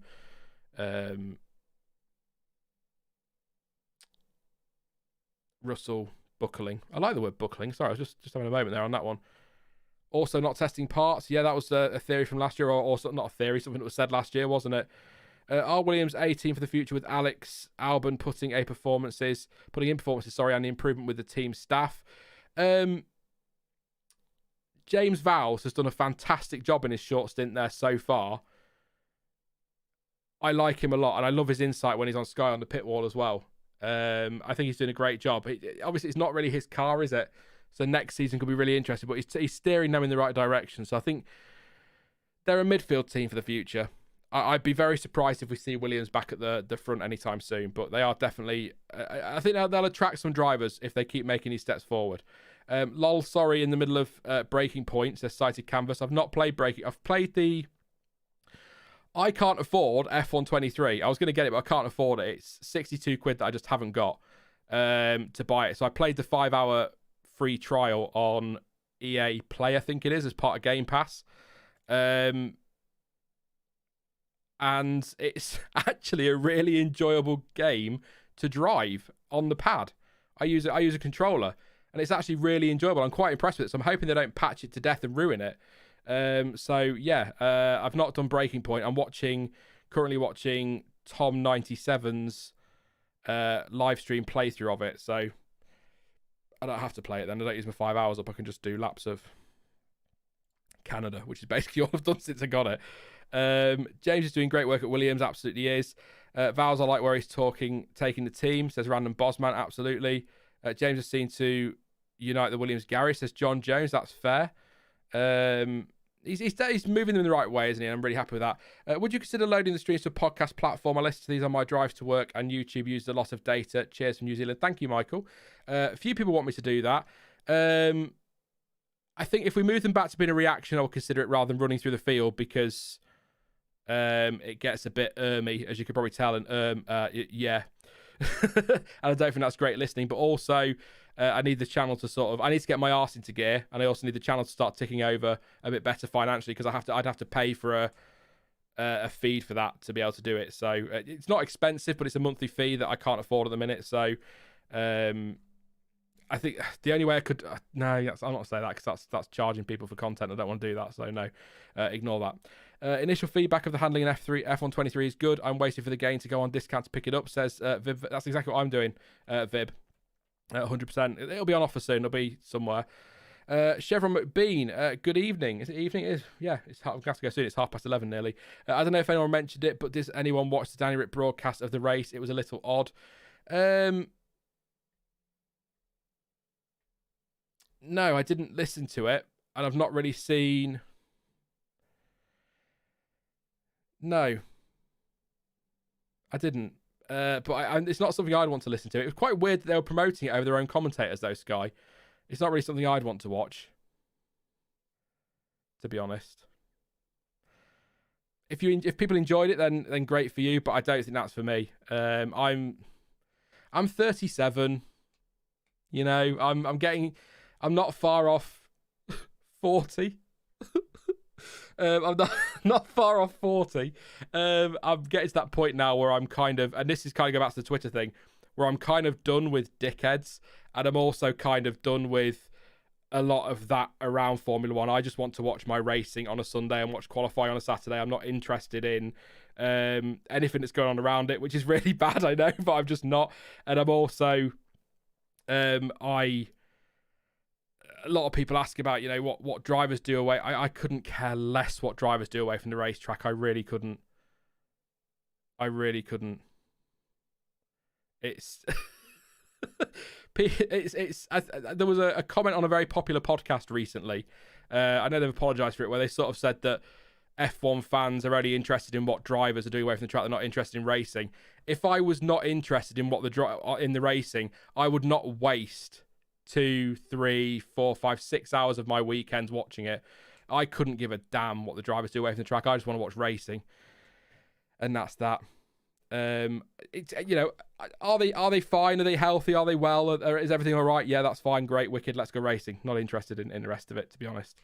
Each to their own. If you're into your Drive to Survives and your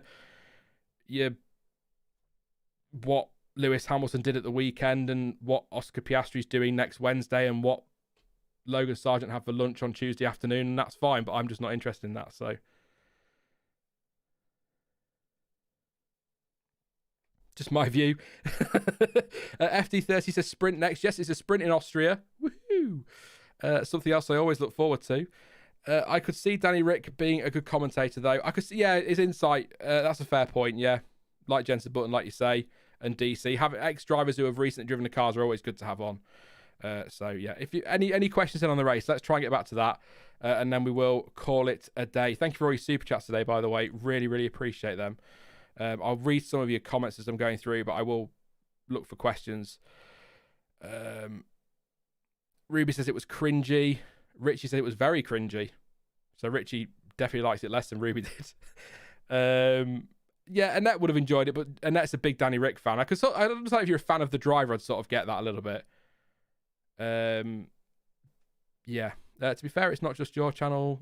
Subs have slowed down for yeah, but they put content out all the time. I don't. That's what mine slowed down, because I'm not expecting millions of views or hundreds of thousands like it used to do. But if I put content out more frequently, I might actually get more views, and that might help the channel grow just a little bit better. I lose 100 odd. I know a lot of it could be bots, but I lose 100 odd subs between races, and then again like 50 on a race weekend, and it's like, oh, need to sort that out. But, you know, personal life, shit going on at home. These things happen, don't they? Thoughts on Red Bull's 100th win, says CPB. Should we round off on that then? That's a good question to round off on. Red Bull's 100th. Let's put the Red Bull pictures up. Red Bull's 100th win. Max, this is going to flash, so I apologise.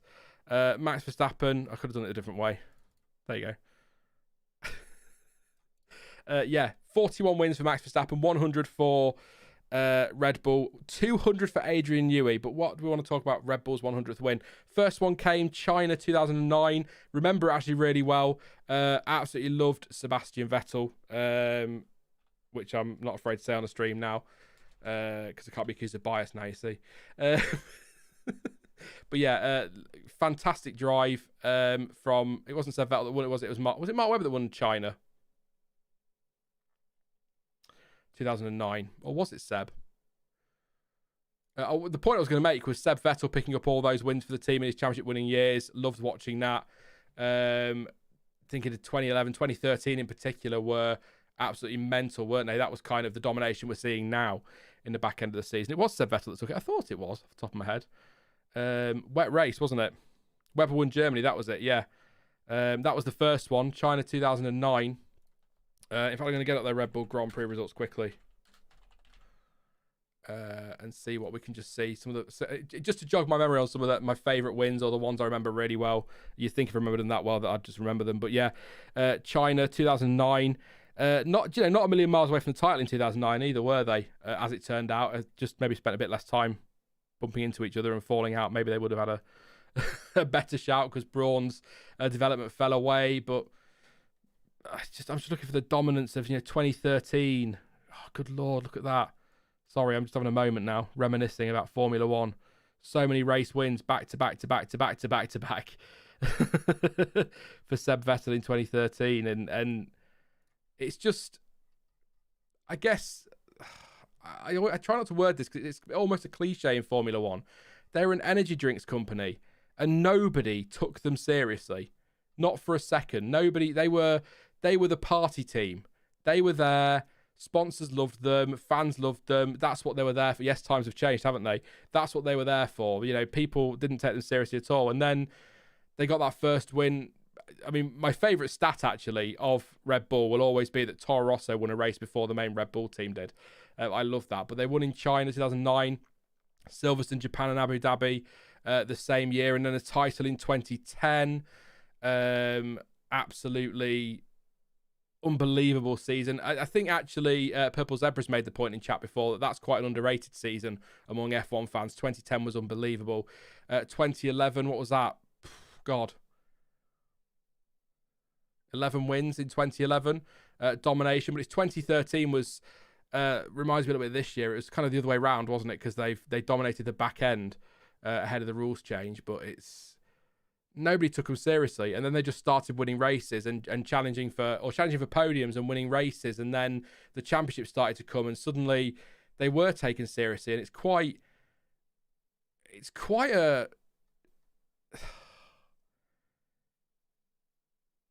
story, that team, when you look back and think about it, especially where they came from. Jaguar, they were Jaguar, weren't they? And they were they bought for the rumor is they bought for $1. I think they had to put in so much investment and take debt on and things like that. But they bought the team for $1, and they've won a ton of championships compared to some other teams, and they're a serious force in Formula One. And people won't like that, but it's true. They are a force in Formula One.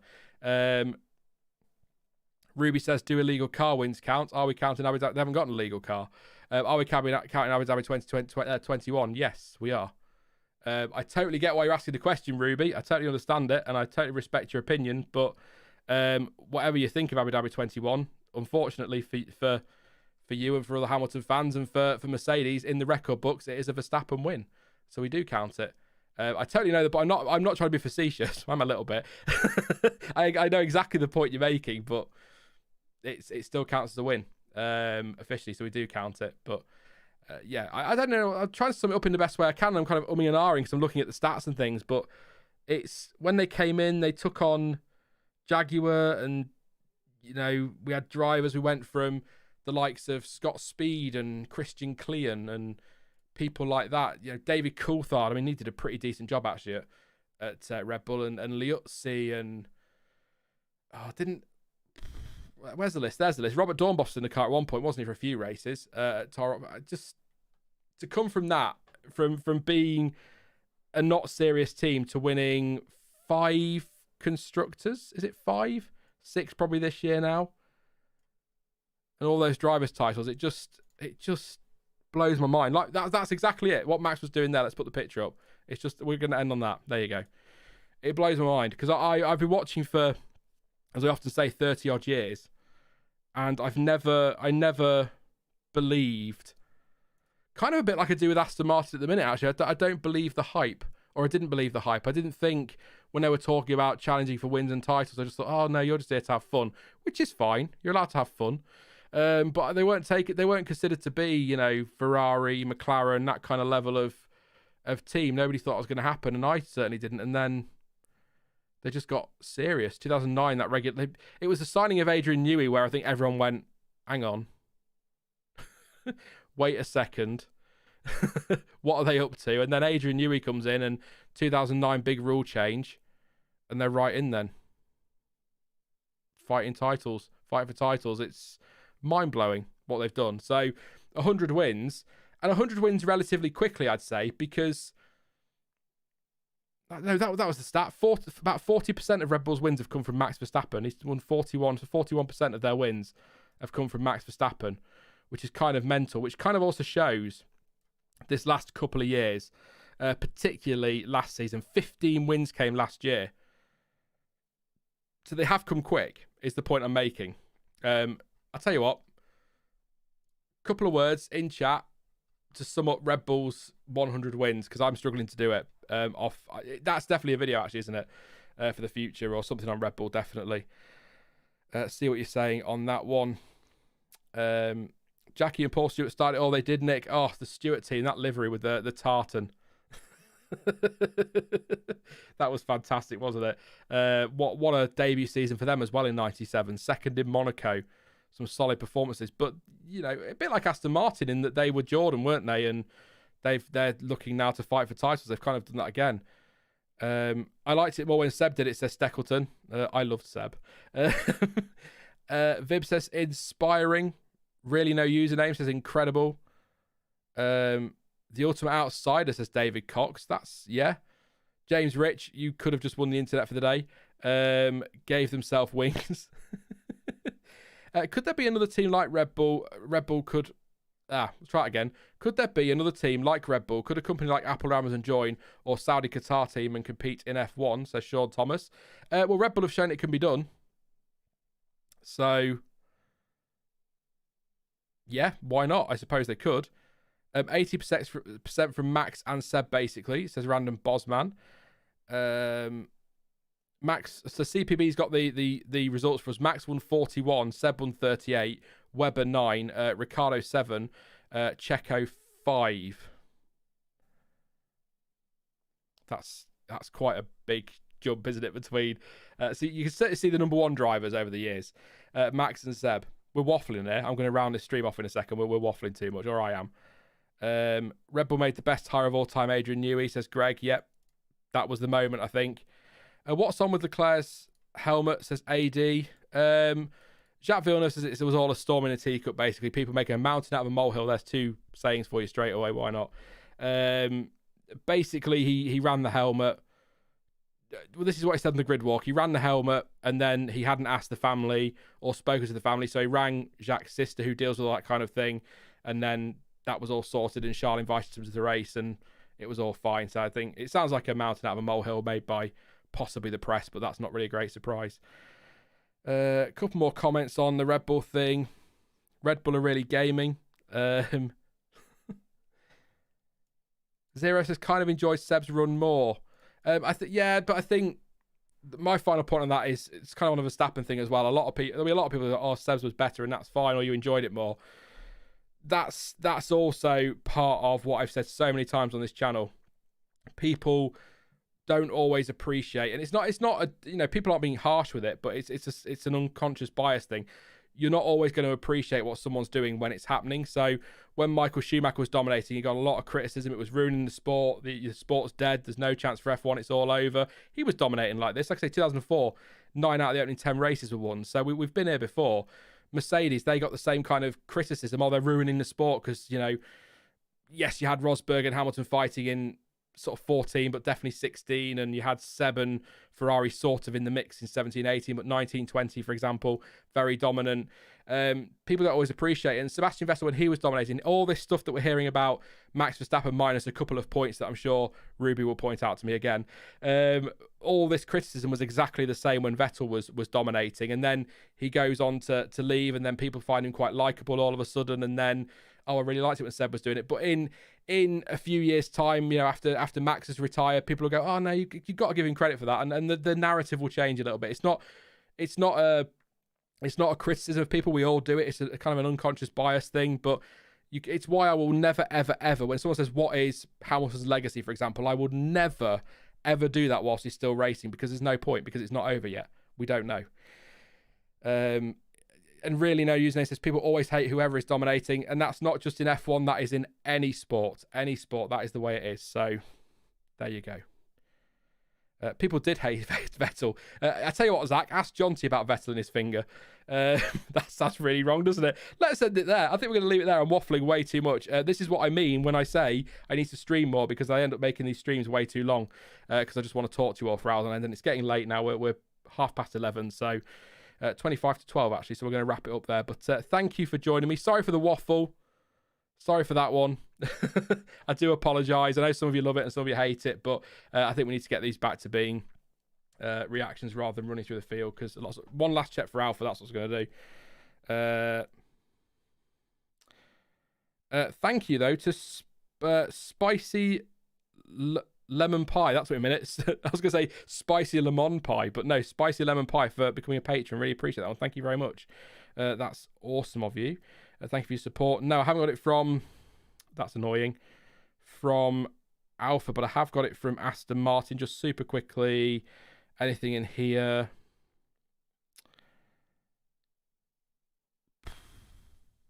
Lift and coast to manage a fuel system issue, according to Mike Crack. So it was not a braking problem.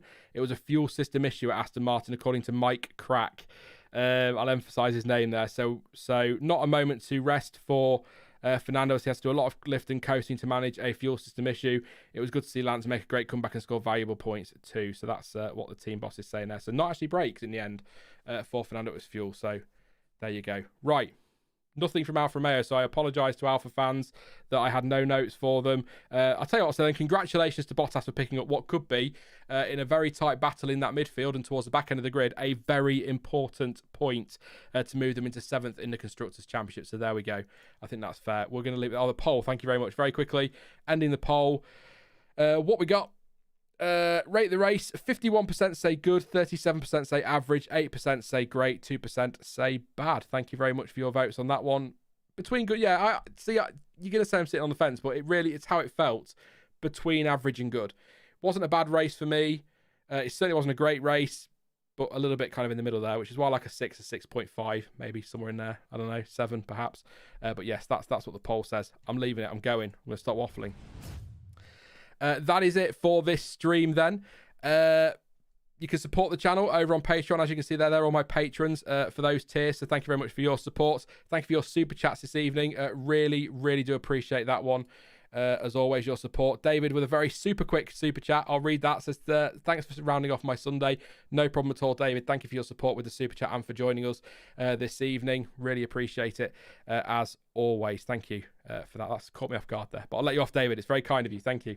So yes, you can support over on Patreon. Please do drop a like. We've got just over 200 likes now, 353 watching. Let's see if we can get a few more on there. That'd be appreciated. And do subscribe if you are new as well. Lots to come over the course. Still, we're only 8 races into a 22 race season. There's a hell of a lot to come, particularly over the next few weeks. 4 races in 5 weeks once we get to Austria, then a break for the summer, and then we've got race after race after race in the second half of the year. So lots to come, and I will try and get back to content between races as soon as I can. So thank you for your patience and your support in all of that as well. But as ever, thank you for watching. I've been Sean. This has been the F1 Word, and until next time, goodbye.